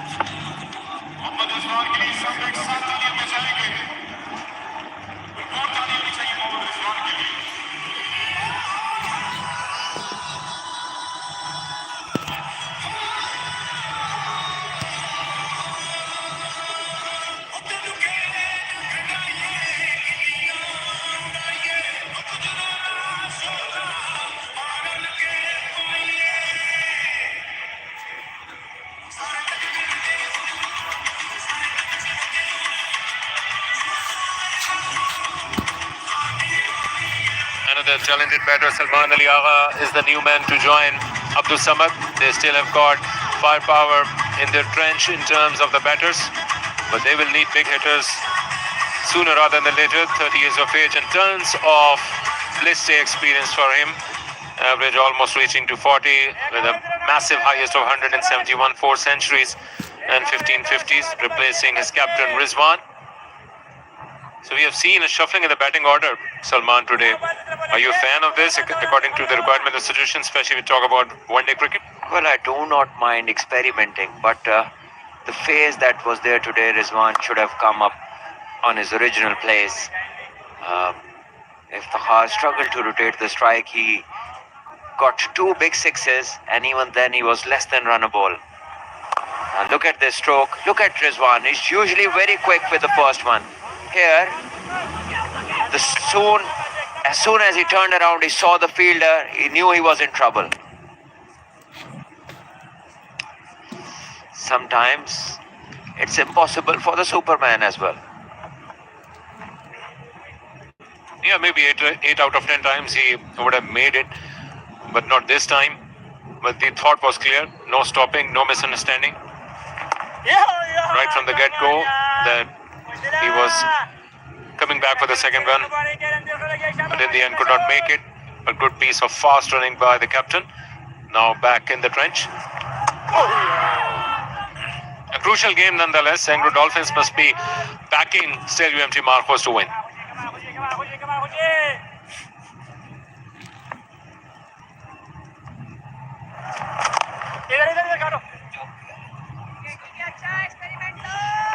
Yeah, even in the case of Nurpur Lions winning this game, they will still have the opportunity to have a big win against Nurpur Lions in the game to come, which will be played on Sunday, and still qualify for the playoffs.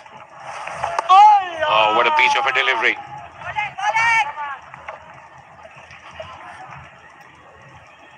Over number 33 coming to an end. UMT Markhor 193 for 5.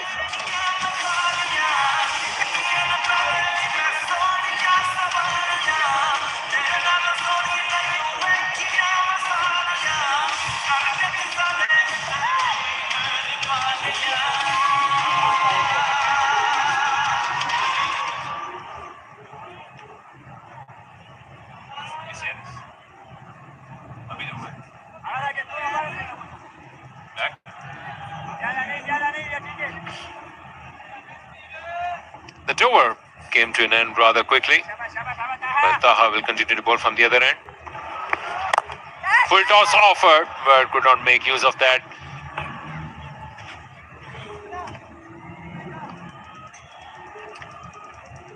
Very rarely we have seen somebody move his feet really well to get into those positions to hit over mid-wicket or extra cover. All we have seen is hold your position and just go big. And that's it. That is one element missing against the spin. This one is driven down the ground. Agha is strong against spinners, but will be one only. Abdul Samad. Agha needs to keep talking to this young lad, because he can easily get carried away. He knows he's strong, but doesn't mean that everything is going to come off. Yep, that's good. talking from the perspective of bowling side, Nurpur Lions, they can take it easy. The big shots are not coming in regularity. They're taking it slow. And here it comes, straight down the ground. A long chase for the fielder. Amir Yamin could not get that. First boundary for Salman Ali Agha.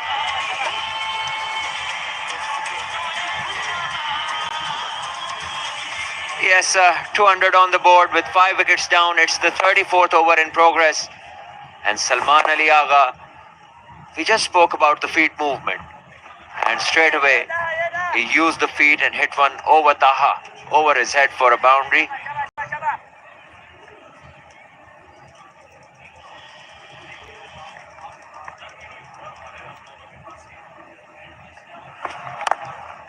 Once again, over the head of the bowler. This time, even stronger hit. One bounce into the fence. 34 gone. It's 204 for 5.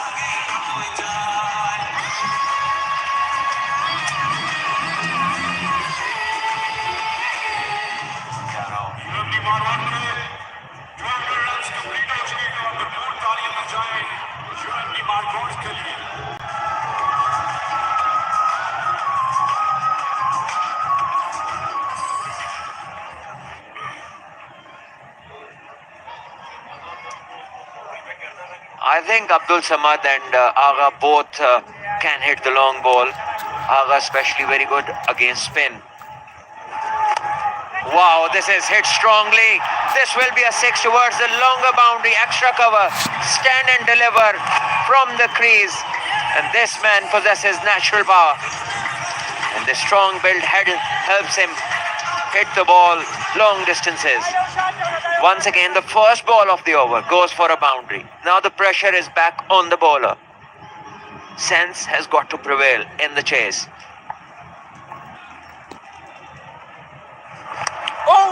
Once again, going for the big shot down the leg side. Bottom edge coming back for the second, knowing that they've got 11 runs of the previous over and 6 runs of the very first delivery. They need to take it deep. Yes, Agha will definitely go down to him. We see that Agha going closer and telling him that calm down. We do not need 36 of this over. Just relax and keep going. The important thing is for them to be around for as long as possible.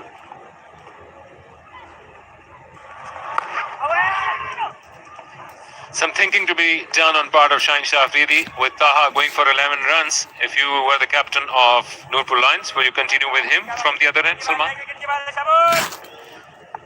Well, it's okay to give the youngster a go, but this is a crucial time. And there are two things that can happen. One, the opposition can get away with the game. And second, you can dent the youngster's confidence. So some things to consider for the captain, because I haven't seen Taha a lot. Maybe he believes in his ability so much. He's seen him and he might be the better judge. I do not know. I cannot say for him. Already 9 of these 4 balls of the over that have been bowled. So once again, the rate has been covered. Sensible on part of Salman and Abdul Samad. Another good over for UMT Markhor. They are still in the hunt.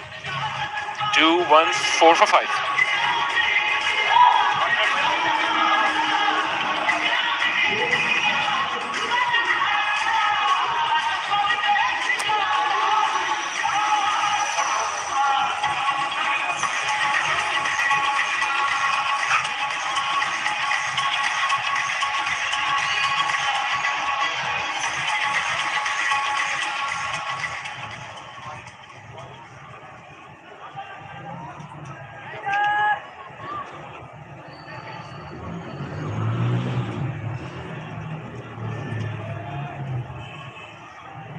We're into a very interesting phase of the game yet again.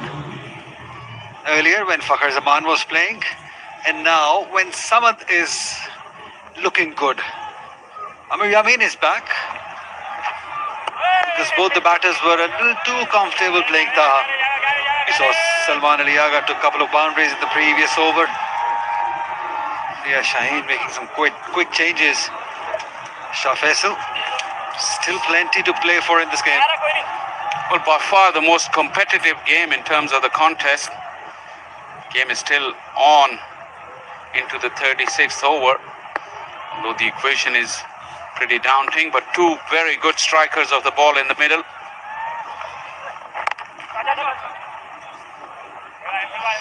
It's good that a player like Salman Ali Agha is there in the middle. He's the one who would keep on nudging those for singles and couples. One odd boundary here or there. 153 of 88 deliveries. One would think this is doable. Another Samad show. Remember, 124 came off the last 10 overs when UMT Markhor were bowling. So they're pretty competitive up until this day.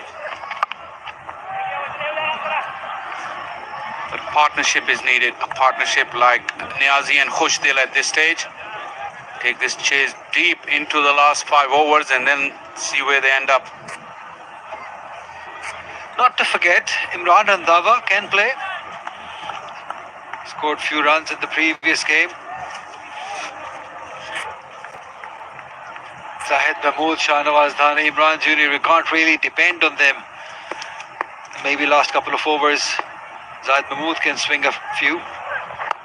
But yeah, you're right, it's this partnership that needs to go till the 45th over.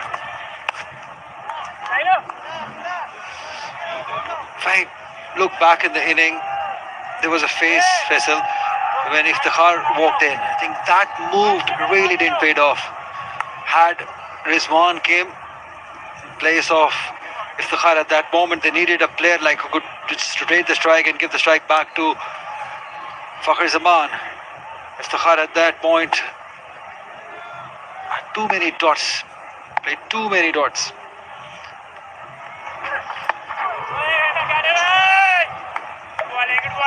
But looking to go big, knowing that Amir Amin is not express, using his feet, targeting that big boundary. Little change of pace is done for him there. We've seen a lot of straight hits tonight. Probably on this pitch, that's the area to go. You talk about his Iftikhar innings, he had a couple of huge sixes, but in between there were way too many dots. Yep, you make a great point here, Ali. What a pickup! Wow, what a shot that is! I don't think so. I've seen anything like that in this tournament. 6 signals. That was a stunning pickup shot. 36 gone, 223 for 5.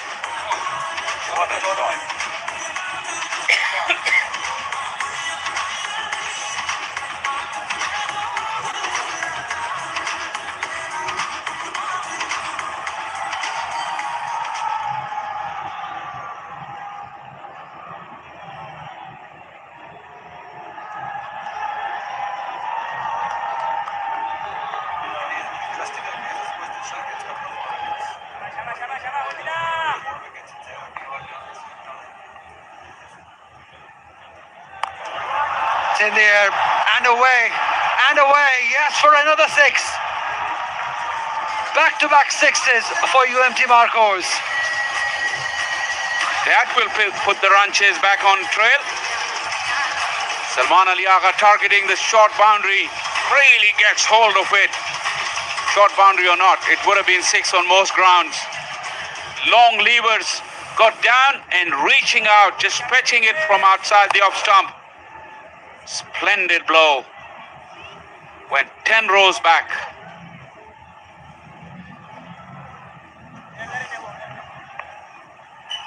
Salman Ali Agha, 18 of 13 now. Yeah, that's his quality. He won't go bizarre hitting every delivery. He actually knows how to build an inning. And he's a good person to have at this point, alongside Samad. So Faisal, I've seen some quality hits, but the 6 on the last delivery of the previous over, for me, it is the shot of the tournament so far. Not seen anything like this. Oh, he did it with some ease, Shah Faisal. It wasn't a half volley and it wasn't a short pitch delivery. Nicely carved away. Chase is on. Excellent work. Umar bin Yusuf is a live wire. Umpire may want to have a look, but they're coming back for the third and we'll get there. Exhilarating cricket here. Yeah, 3 taken. Umpire just having a check at it again. A brilliant work done by Umar bin Yusuf until now. And he's done that. He's saved a run for his team. He likes that area, deep cover. He always like a live wire there. Brilliant work.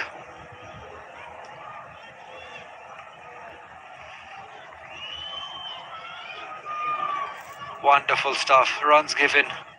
Saved a run for his team. Pulls 1 for 1. Samat played a fantastic knock, made headlines, and we were all talking about, can he repeat the performance? He's all set to do it again. 37 of 33 in a run chase. Oh, that's pulled hard. Will be only 1. 37 gone. 235 for 5.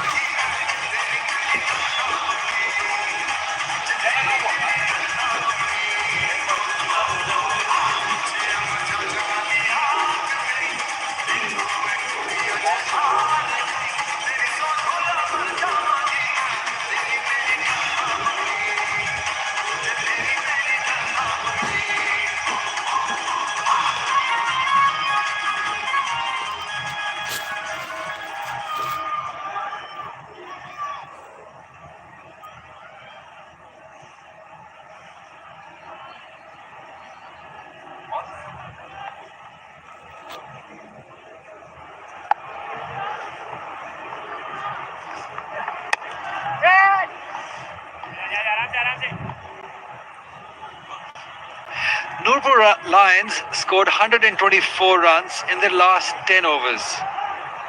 They still have 17 balls to go. What do you make of this? Beautiful, isn't it? Astonishing hit. Absolutely unbelievable. Look at it soar in the night sky.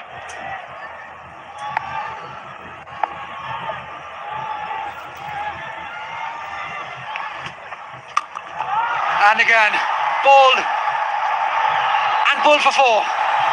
He's got some power. This was forced for 4. Was slow delivery, just set up.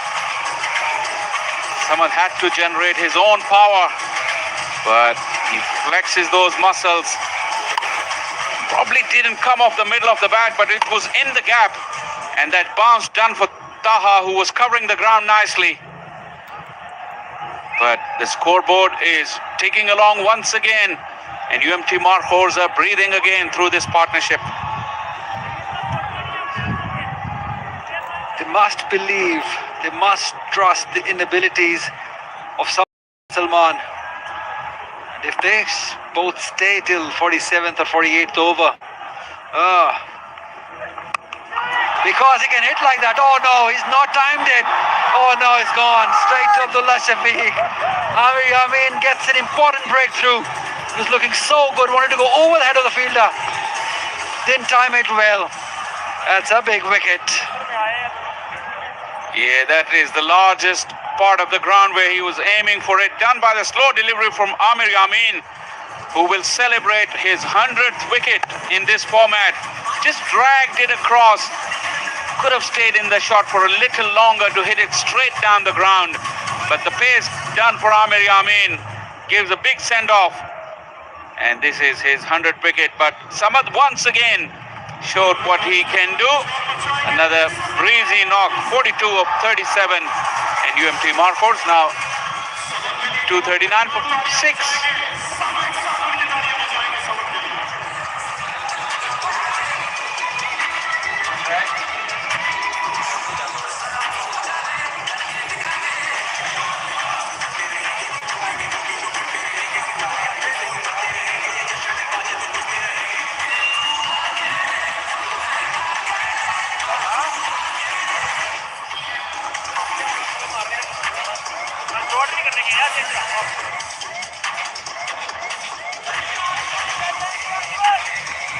Imran Randhawa scored 27 runs of 25 deliveries in the last game.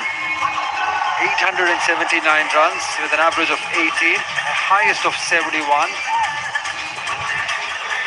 These are different conditions, different opponents, different pressure. Yeah, but the way young Samad bats, you just want him to bat and bat. It's so much fun to watch him. They were let down for some, not for everyone.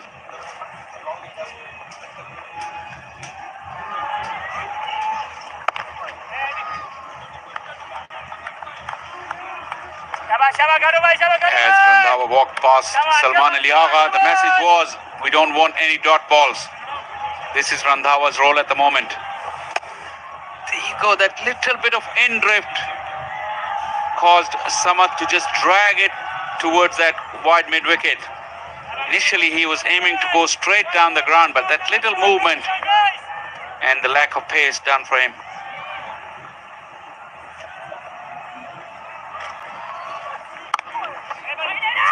Oh, directed. This is one will be very close. He thinks he's made it. Direct hits are always interesting. Imam ul Haq had one stump to aim at. Although there is a little apprehension in the body language, but Randhawa, his bat was the other way around when he grounded it. The back of the bat was towards the ground. Yeah, but he is in safely. Took a few extra seconds. He was looking to aim it towards non-strikers, but then quickly realized it that there is an opportunity at this end, and he straight away knew it. He told that to the captain. Paunch gaya. Or paunch gaya hai, not out diya hai. 239.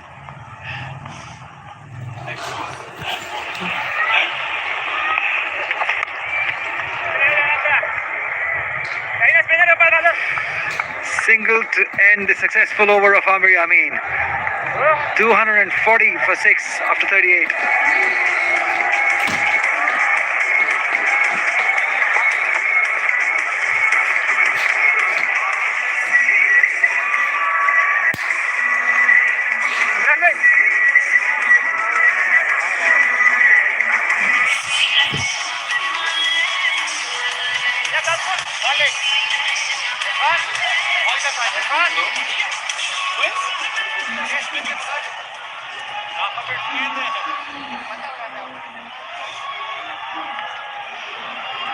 I like that shirt, the yellow one.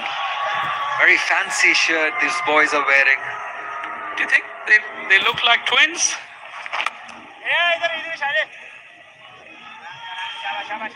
And the look of the same age. Familiar.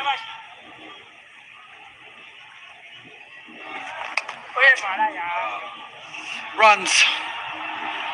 Amir Yamin with the chase.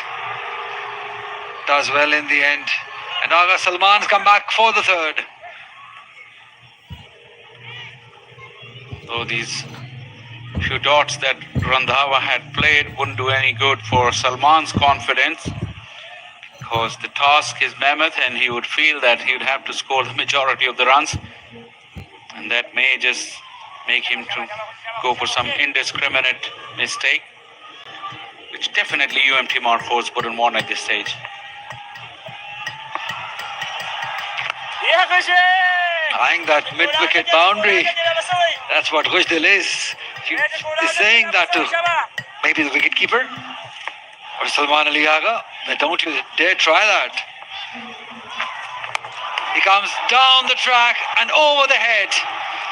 This is a fantastic shot by Salman Ali Agha over extra cover for a boundary.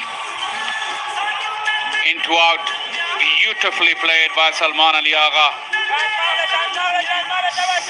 Skipping down the wicket, just moving slightly away from the line of the ball to allow those hands to go through. What a beautiful swing of the bat. Always a delightful stroke inside out.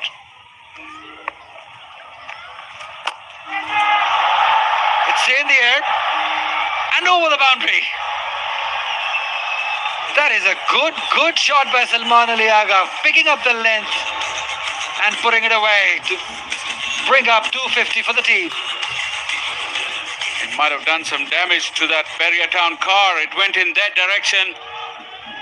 Salman was eyeing that boundary at the beginning of the over. This time he got the length to work with.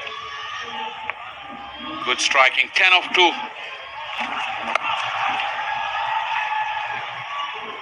Hit hard, just for one. 13 runs, 14 now. This over, of course, till 39 done. 254 for 6.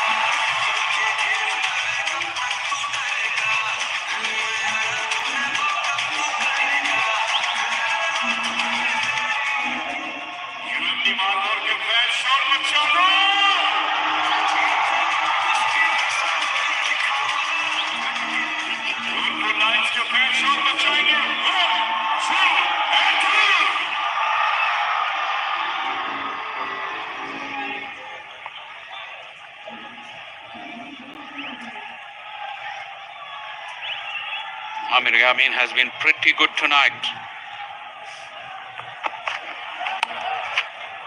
Oh, it was either side of Imamul Haq.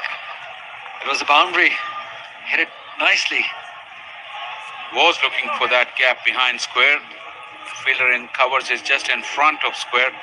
Talking about Amir Yamin, his contest with Fakhar Zaman was probably one of the highlights of tonight. Good effort, Imamul Haq.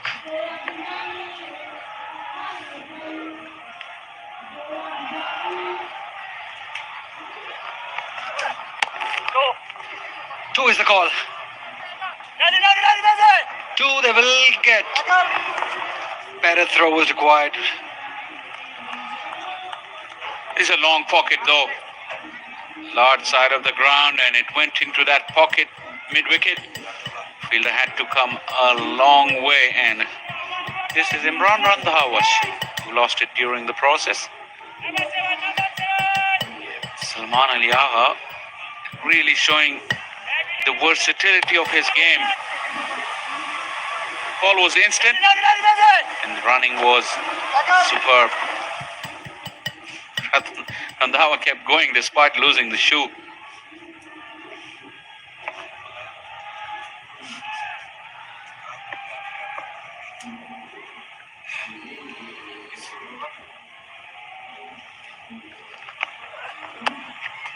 Oh, that's beautifully timed. Death touch will earn him a boundary. He's some player, Salman Ali Agha. Power, touch, urgency, intent, you name it, Salman Ali Agha. I feel Khushdil was a bit unlucky. There was an awkward bounce as he dived. That ball hit him on the wrist. He thought he'd covered the angle, but that little bounce done for him. Still feel should have done better. And you forgot to say game awareness, knowing that the fielder is inside the third area. And all he did, just guide it. Got the boundary. 6 runs of first 3 deliveries of Amir Yamin. It's hit hard. Straight to Abdullah Shafiq. That required run rate of 10.35 shouldn't phase. It's just the number of wickets. 6 down, not much to come after that. It has to be between these two. So Nurpur Lions definitely need a wicket. 1 wicket could really make them feel a bit comfortable.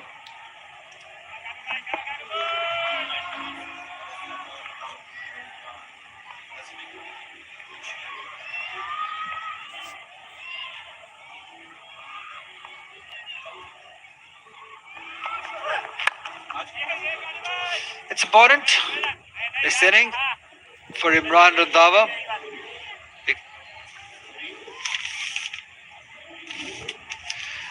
Yeah, Beria Town will be giving this luxurious car to the player of the tournament. It's a beautiful car, beautiful color. Looks gorgeous. just like the couple of cars you have. I've seen two. I don't know, you may have many more, but I know you got two of such cars. How are they good to drive? Amazing. But I've never been the player of the tournament.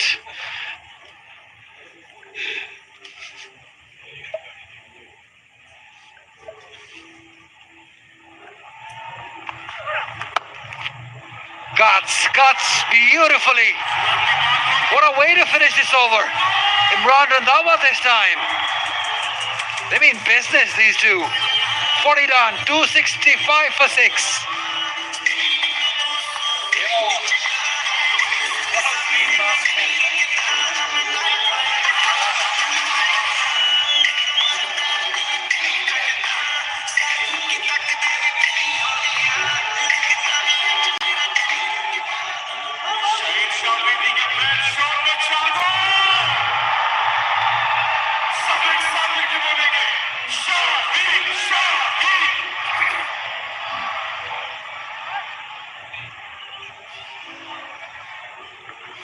I repeat, Liverpool Lions scored 125 in their last 10. As we see the signal from the umpire, last power play. They need 103. Look at that. 41 to 50 overs, 124 runs, losing 2 wickets. 31 to 40 is the difference. 20-run difference almost.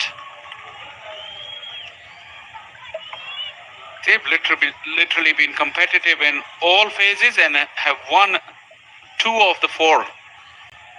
This is the crucial one though. The phase that matters. The finishing phase. Liverpool Lions were very good in finishing the inning. Can they do it with the ball? Wickets are the key though. 2 wickets too many down. UMT Markhors, in my opinion. If they were 4 down here, you would have thought they would be favourite going into the last 10.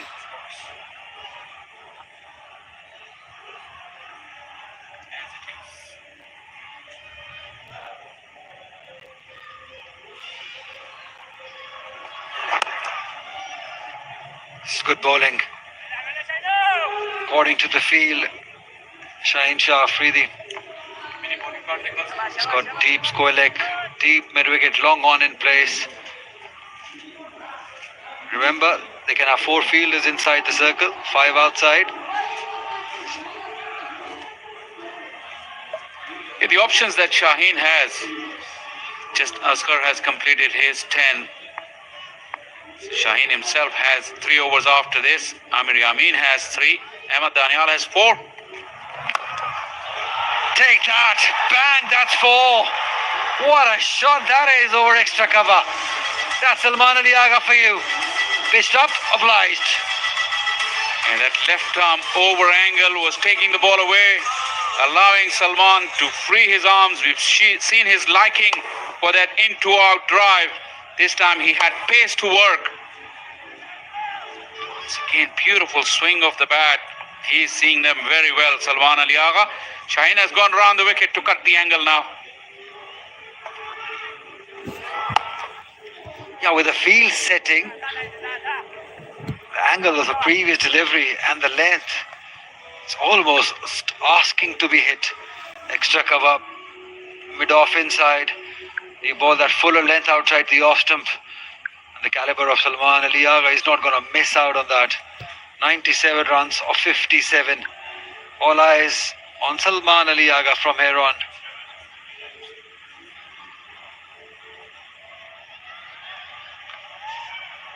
He's been in a consistent run of form with the bat. Not done badly with the ball either. Excellent all-round effort so far. The running for 2, not getting.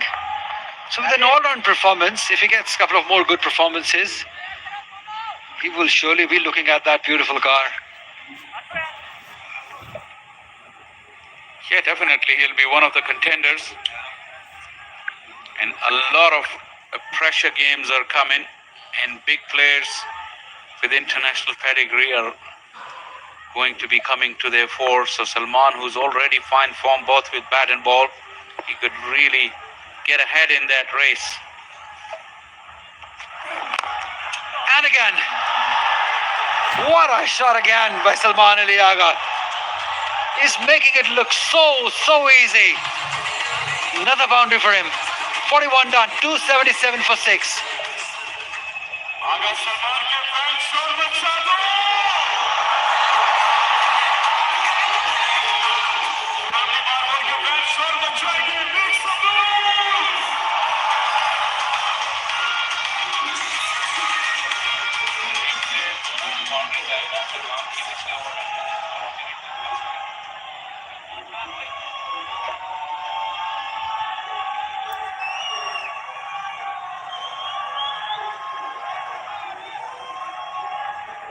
Just don't go anywhere until Salman Ali Agha is playing, because he's hitting them very nicely.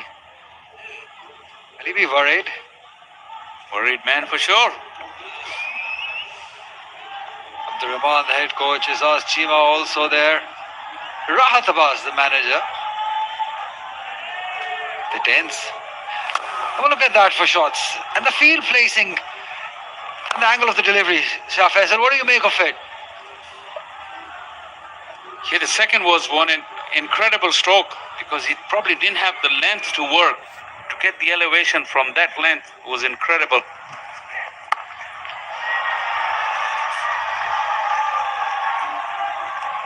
Yeah, the first one, Shaheen really put it on a place in the slot for Salman. Shaheen has bowled well in patches, but being a skipper, he really needs to pull his socks here and see his team close this game out. And his 2 overs will be very important. But Salman has taken a liking to him.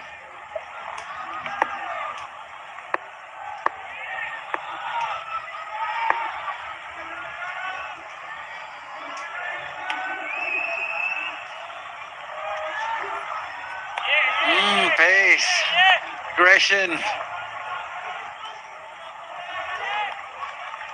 I don't know, Ali, I'll ask you this.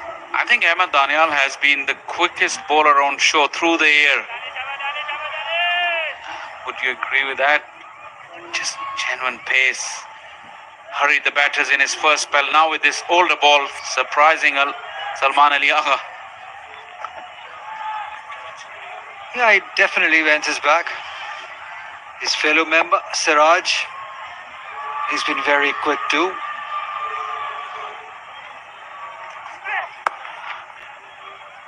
Shahnawaz Dhani has showed some pace. Jandad, yes, with his line and length and the seam bowling. Very good. Haris Rauf has looked good. Wasim Shah is always there with the pace.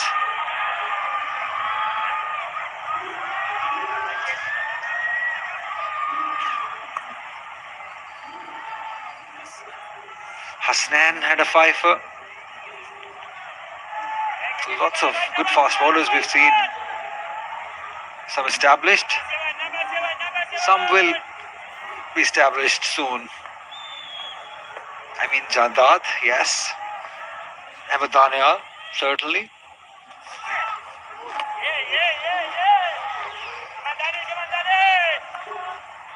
More evidence of the pace that Daniel can generate. Through the air, he's short, very strongly built, skiddy as well. Talking about the fast bowlers, Shah Faisal, I've really enjoyed seeing Mir Hamza bowl. Yeah, you mentioned it right. Akif Javed, yes, he's amongst the top there in that list. But Mir Hamza, with his control and the movement, he's not young anymore. He's experienced. He's been excellent throughout the tournament. Yeah, definitely, when you come into these longer formats, the 50-over format and the red ball, your craft does matter a lot, that you learn and master over the years, and Mir Hamza certainly has done that. Years and years of grind in domestic cricket. He's mastered his craft. He's nowhere near the fastest bowlers that we just mentioned in that list, but in terms of skill, he's right up there. Absolutely.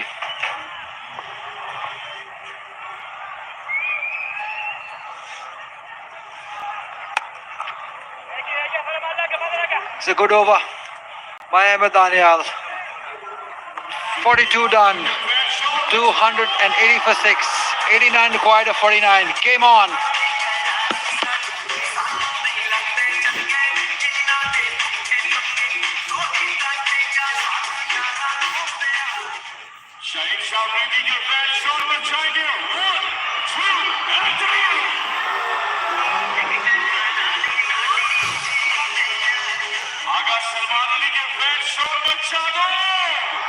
And resilient to climb this mountain.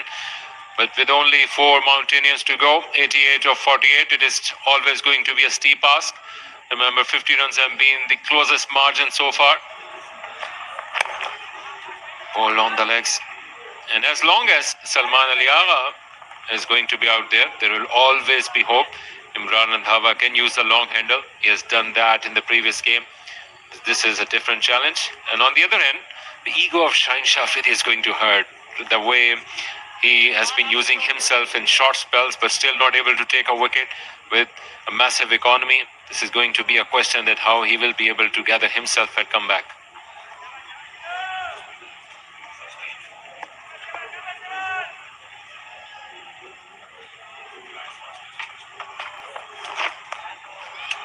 Missed the line on that occasion. Shaheen Shah Afridi will be called a white. 17 whites so far. 18 now from Nurpur Lions. 86 of 47 is a big ask. And Salman Ali Agha will need some help from the other end as well. What a pulsating encounter. Shaheen Shah Afridi has done that all over the world. But the pressure is getting better of him. They are still in need of a wicket, desperate for a victory. Laid down the ground, quick single, it has to be. Here comes the 50 of Salman Ali Agha, his second one in the tournament and third 50 of the tournament so far. Carrying on his brilliant form, Salman Ali Agha from his previous games as well, proving to be such a valuable asset down the order for UMT Markhor, as he has done for Team Pakistan on many occasions. And a big roar for Salman Ali Agha's 50. He got to it just on 31 deliveries, 2 sixes, 6 fours and a strike rate of 161. The third fastest 50 of the tournament. The other one he got was completed on 70 balls. Slow one offered to Imran Randhawa, completely missed on that opportunity. Talking about Salman Ali Agha, this tells you that how quickly he can change his batting technique and style as per the requirements of the game. One on 30, the other one on 70 deliveries. Bamboozle Imran Randhawa out there, but still in search of a wicket is Shaheen Shah Afridi.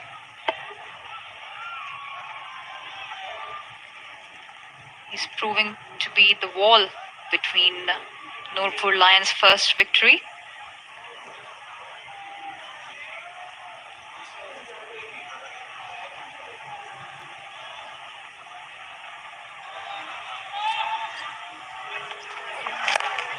Oh, that's up in the air. Has that been timed well? Well, not as well as he'd like it to be. But he get a single and gets Salman on strike. 45 runs of 31 deliveries for this 7th wicket partnership with the departure of Abdul Samad.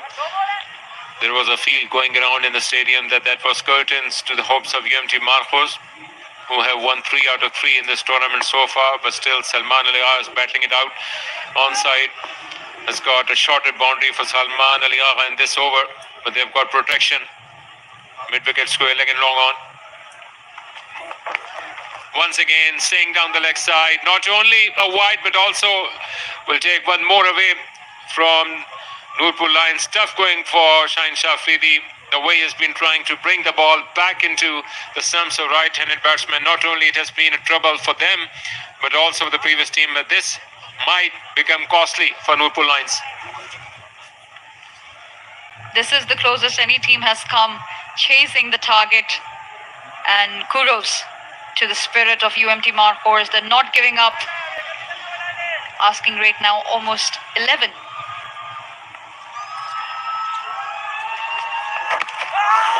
Now here comes a toe-crushing Yorker, but most likely got it from the bottom of the bat or going down the leg stump.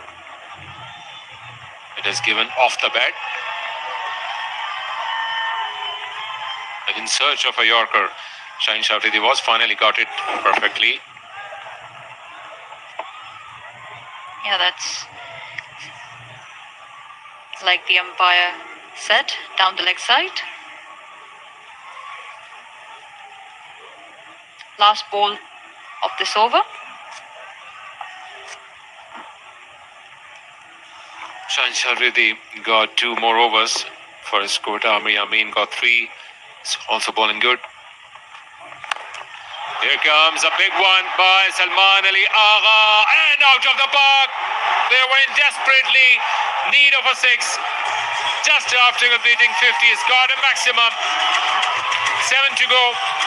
293 for 6. UMT Markhor still in the hunt.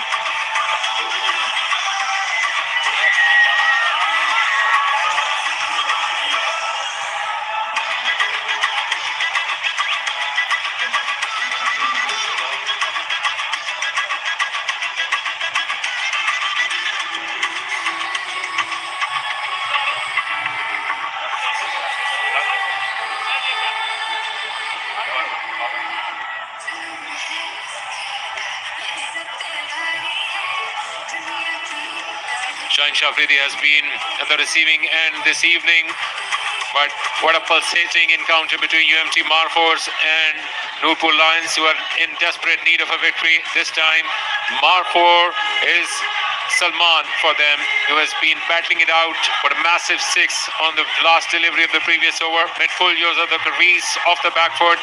But with Zahid Imran Jr. and Dahani to come, they will have to take it deep and will have to also take their chances.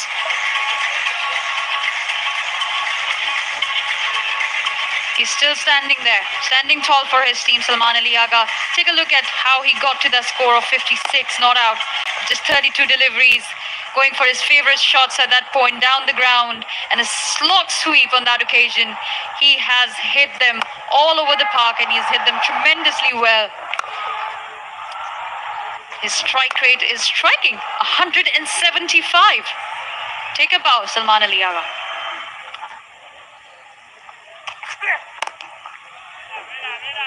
It reminds me of Salman Ali Agha of 2018 when he played a blind of an innings for Lahore Qalandars. Those were different days for that franchise. They were not able to qualify for the playoffs mostly, let alone the finals. But Salman Ali Agha made name for himself, and since then he has been in and out, but battled out in the domestic cricket. And look at him. The way he has been not only delivering with the bat but also the ball, and an essential part of Pakistan's red ball squad, also delivering goods for UMT Markhor in this white ball format. This has been remarkable. His second 50. This is the third fastest 50 of the tournament so far, made by Salman.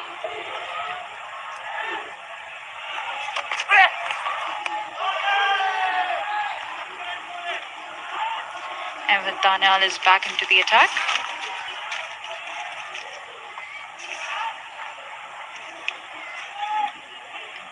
Bit cheeky from Salman.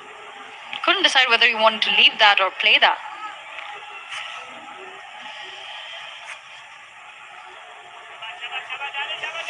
Yeah, the onside is going to be larger one for Salman Ali Agha. That is why he went for the smarter option to play it late behind the stumps and go for glory towards the shorter side of the ground. Now Now comes the connection and perfect execution. Here comes another boundary by Salman Ali Agha. The batting machine from Lahore is unstoppable in Faisalabad. That shot definitely deserved that dance celebration that we just saw from that kid in the crowd. Switched it up early on, premeditated. He knew exactly where he wanted the ball to go. And it complied. 4 runs for Salman Ali Agha. He keeps going. Frustrating for Ahmed Danial at this point. Now the equation is 70 runs needed of 39 deliveries. Can UMT Markhor pull this off? Yeah, this will keep you at the edge of your seats. And this has been the nature of this contest so far. A pulsating one in Iqbal Stadium. Picture perfect Friday evening.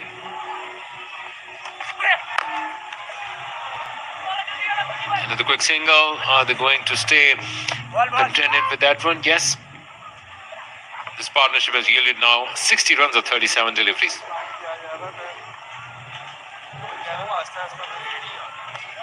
So Blue World City, Pakistan's first purpose-built tourist city.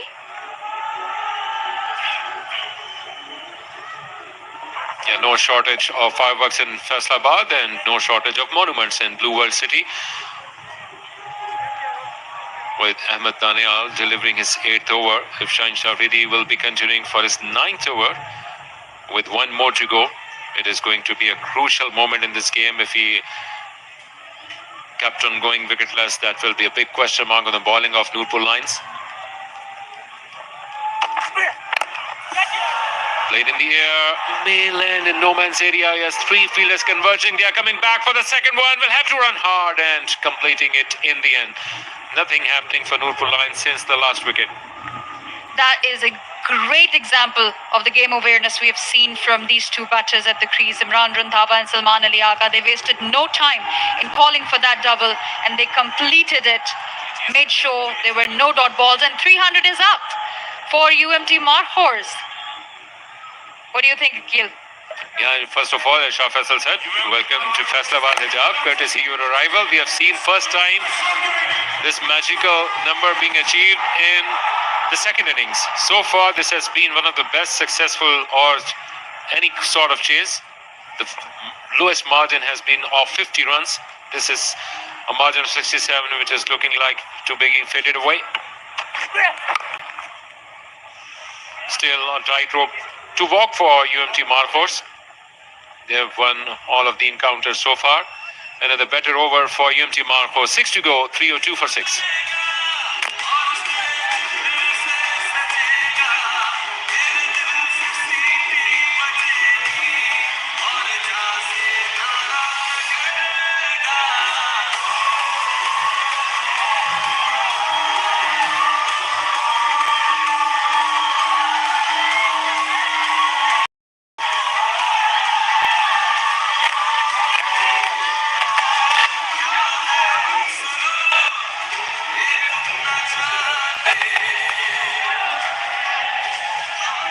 Runs of 36 deliveries, and some massive thinking to be done on part of Shaheen Shah Afridi, whether he's going to preserve himself for the final few deliveries or going to continue. The answer is in front of you. Amir Yamin, wearing shirt number 34, is going to bowl this crucial over. So far, good going for him. 47 runs of his 7 overs, and with Imran to face, he can take some breaks. Salman Ali Agha can take it deep. 4 wickets to go, all to play for. Stakes are high in Faisalabad.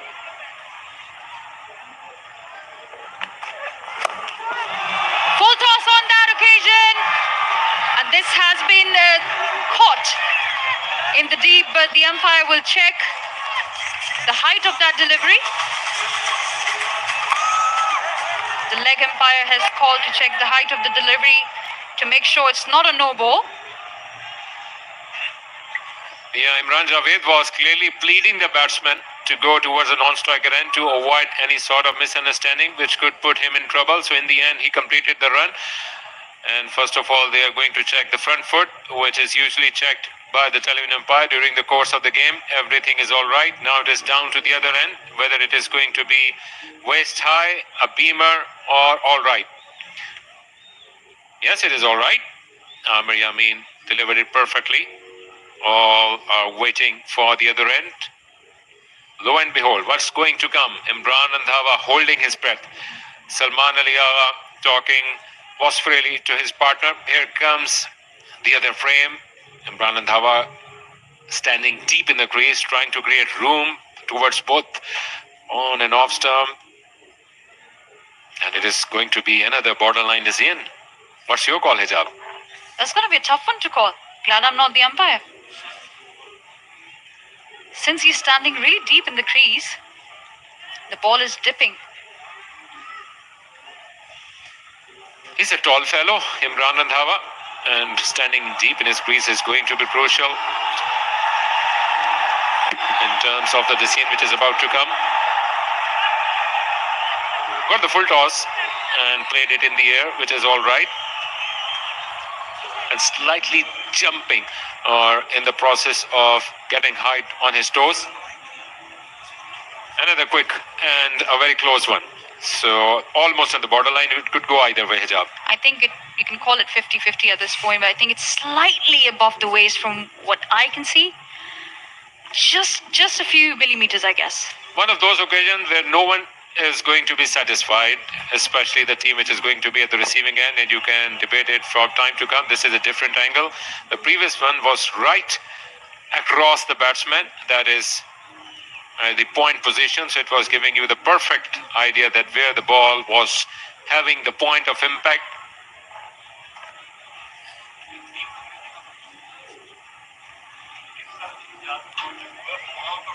Yeah, it is dipping, but still standing deep in his crease is going to be a bit of a question mark. What's going to come on the big screen? All eyes on the umpires. And by the look of things, Imran Randhawa has already started the long walk back towards the hut.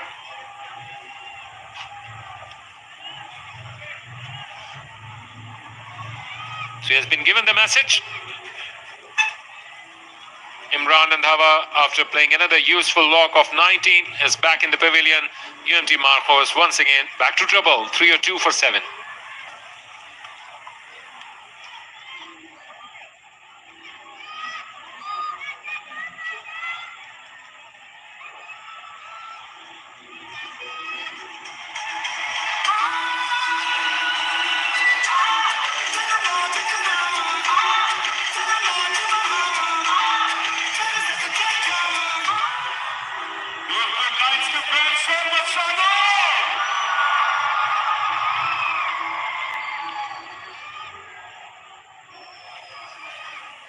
Imran Randhawa has been replaced by another Imran. Mohammad Imran Jr. walks out. 7 wickets gone for UMT Markhor. They have a big task on hand, 66 runs in just 35 deliveries. Salman Ali Agha still standing tall at the non-striker's end. But Amir Yamin has done well for Nurpur Lions today. Yeah, such is the nature of this mountain climb that you can never take Nurpur Lions out of the game. And once again, they are favourites, courtesy with the arrival of Imran Jr. And it gives us the benefit of hindsight to talk about that Salman Ali Agha might have taken the strike himself, because this is a golden opportunity to go for big one towards the onside, which is shorter boundary this evening from this end for the right-hander. Maybe this was the talk in between them to rotate the strike. Great smile on face of young Imran, who is replacing another Imran. Imran Randhawa got a full toss, but perhaps not that much of a width which could allow a free swing of the willow and arms. Played into the hands of Abdullah Shafiq, no problem whatsoever. And after a bit of gap, they were able to celebrate that wicket in full swing.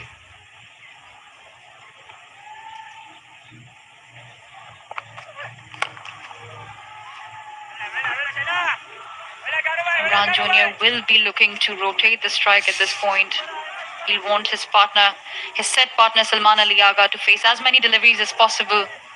Every dot ball counts and brings Nurpur Lions very much close to their first victory. Relief all over the face of Shaheen Shafidi, who has been at the receiving end has received 3 sixes this evening so far. Finally, Salman Ali Agha will be on strike with an asking rate of now more than 12 in an over. It is going to be a matter of a big shot on almost every ball.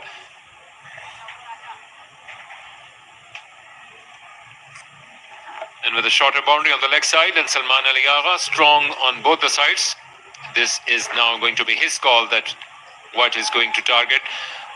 Protection towards mid-wicket and square leg, and also long on added in terms of the best fielder among the lot.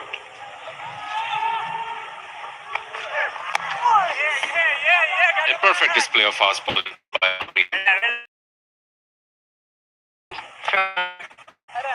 Right. Didn't allow Salman to make him place that ball anywhere. And they've just added 1 run total. A few smiles in the UMT Markhor's dressing room. They still fancy their chances, I reckon.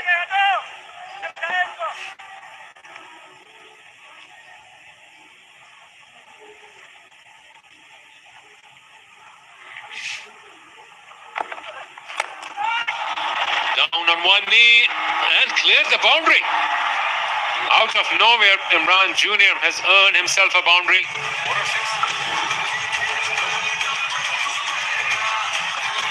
We'll have a bit of a boundary check. I reckon it's a 4. So we're waiting for the signal from the umpire. And that's a 4. At the end of the 45th, it's 308 for 7.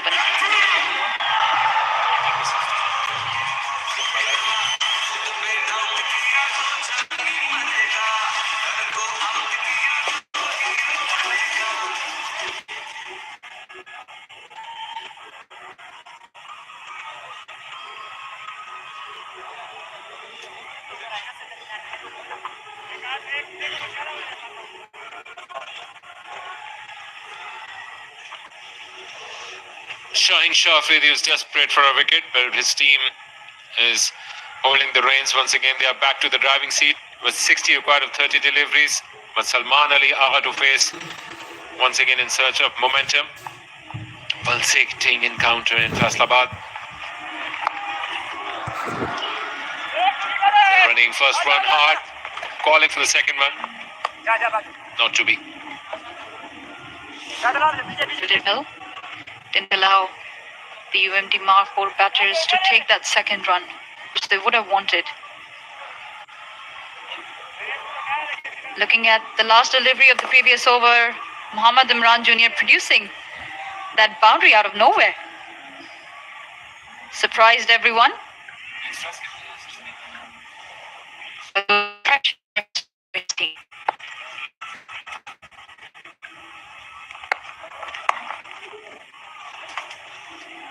20 wides in this innings so far, including that there were 3 boundaries, so that has been a problem for Nurpur Lions. Not to forget that Anglo Dolphins must be closely watching this encounter. First of all, they would be hoping for UMT Markhor to win.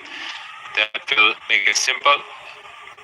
Whichever team is going to win on Sunday will be able to qualify for the playoffs. Even if Nurpur Lions are going to win this game, there will still be a very weak but a hanging chance for Anglo Dolphins to qualify if they could win big. Off the backboard, swing in the air, and a maximum. Imran Jr. into the act. His second boundary, this time half dozen. What a surprise package this has been. Mohammad Imran Jr. producing those shots, targeting arguably one of the best pacers Pakistan has. And he's bossing this chase with Salman Ali Agha. Hello, Shaheen Shah Afridi. Not only from the com box and from the far end, he has been taken apart. 4 sixes he has received so far this Friday evening. This time delivering a short ball, and finally got his reward. Shaheen Shah Afridi. Courtesy a rising delivery. Imran Jr. could not get himself out of the line of the ball. And the first wicket for the captain of Nurpur Lions.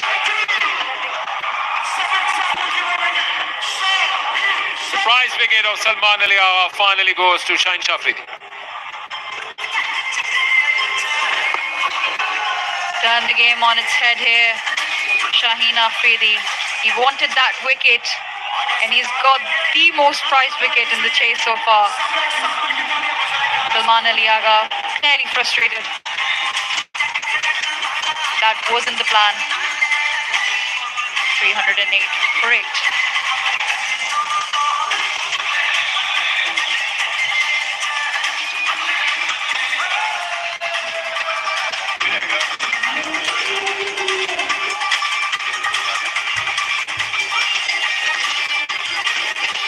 बस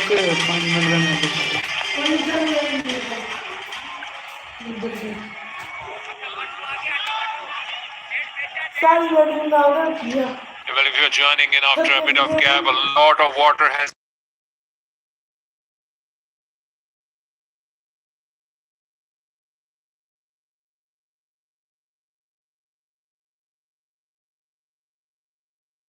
will still be able to chase down a target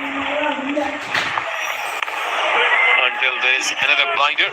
Zahid Mahmood is the new man replacing Salman Ali Agha. Imran Jr. earned himself a boundary so far. 1-4 for him. Zahid is the new batsman replacing Salman, so it is going to be tough for Nurpur Lions to lose. They are in perfect control of this game.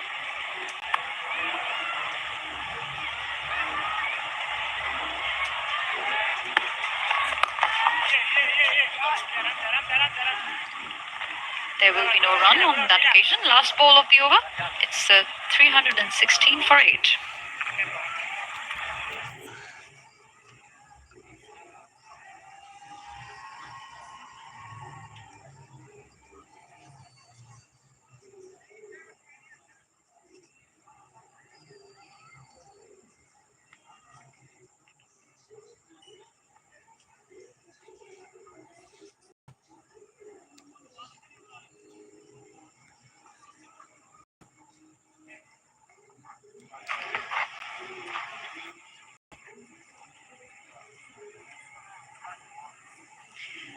Amazing game here tonight at the Iqbal Stadium in Faisalabad. A mammoth total of 368 in the first innings, and the UMT Markhors just won't give up. They're still in pursuit. They've still got 4 overs to go. But the ask is just a little too big in this occasion. It's 52 runs with only 2 wickets in hand. You've got tail-enders on strike, Mohammad Imran Jr. and Zahid Mahmood. Can they pull off this miracle? You got to give credit to the groundsmen, the way they have produced this wicket, albeit a fresh one, but still a lively wicket and something for everyone, especially the fast bowlers. A lot of bounce. The spinners have also turned their arm over, and the way Khuzdil Shah especially almost completed his quota, 9 overs, 67 runs with a couple of wickets. The way Niazi played, and after which Abdul Samad joined the party. Salman Ali Agha had a big innings. Fakhr Zaman started the proceedings. So this clearly tells you that everyone could do something out of it. Salman Ali Agha got a barrage of short balls this evening, but finally could not get himself out of the line on that occasion. And a brilliant comeback by Shaheen Afridi.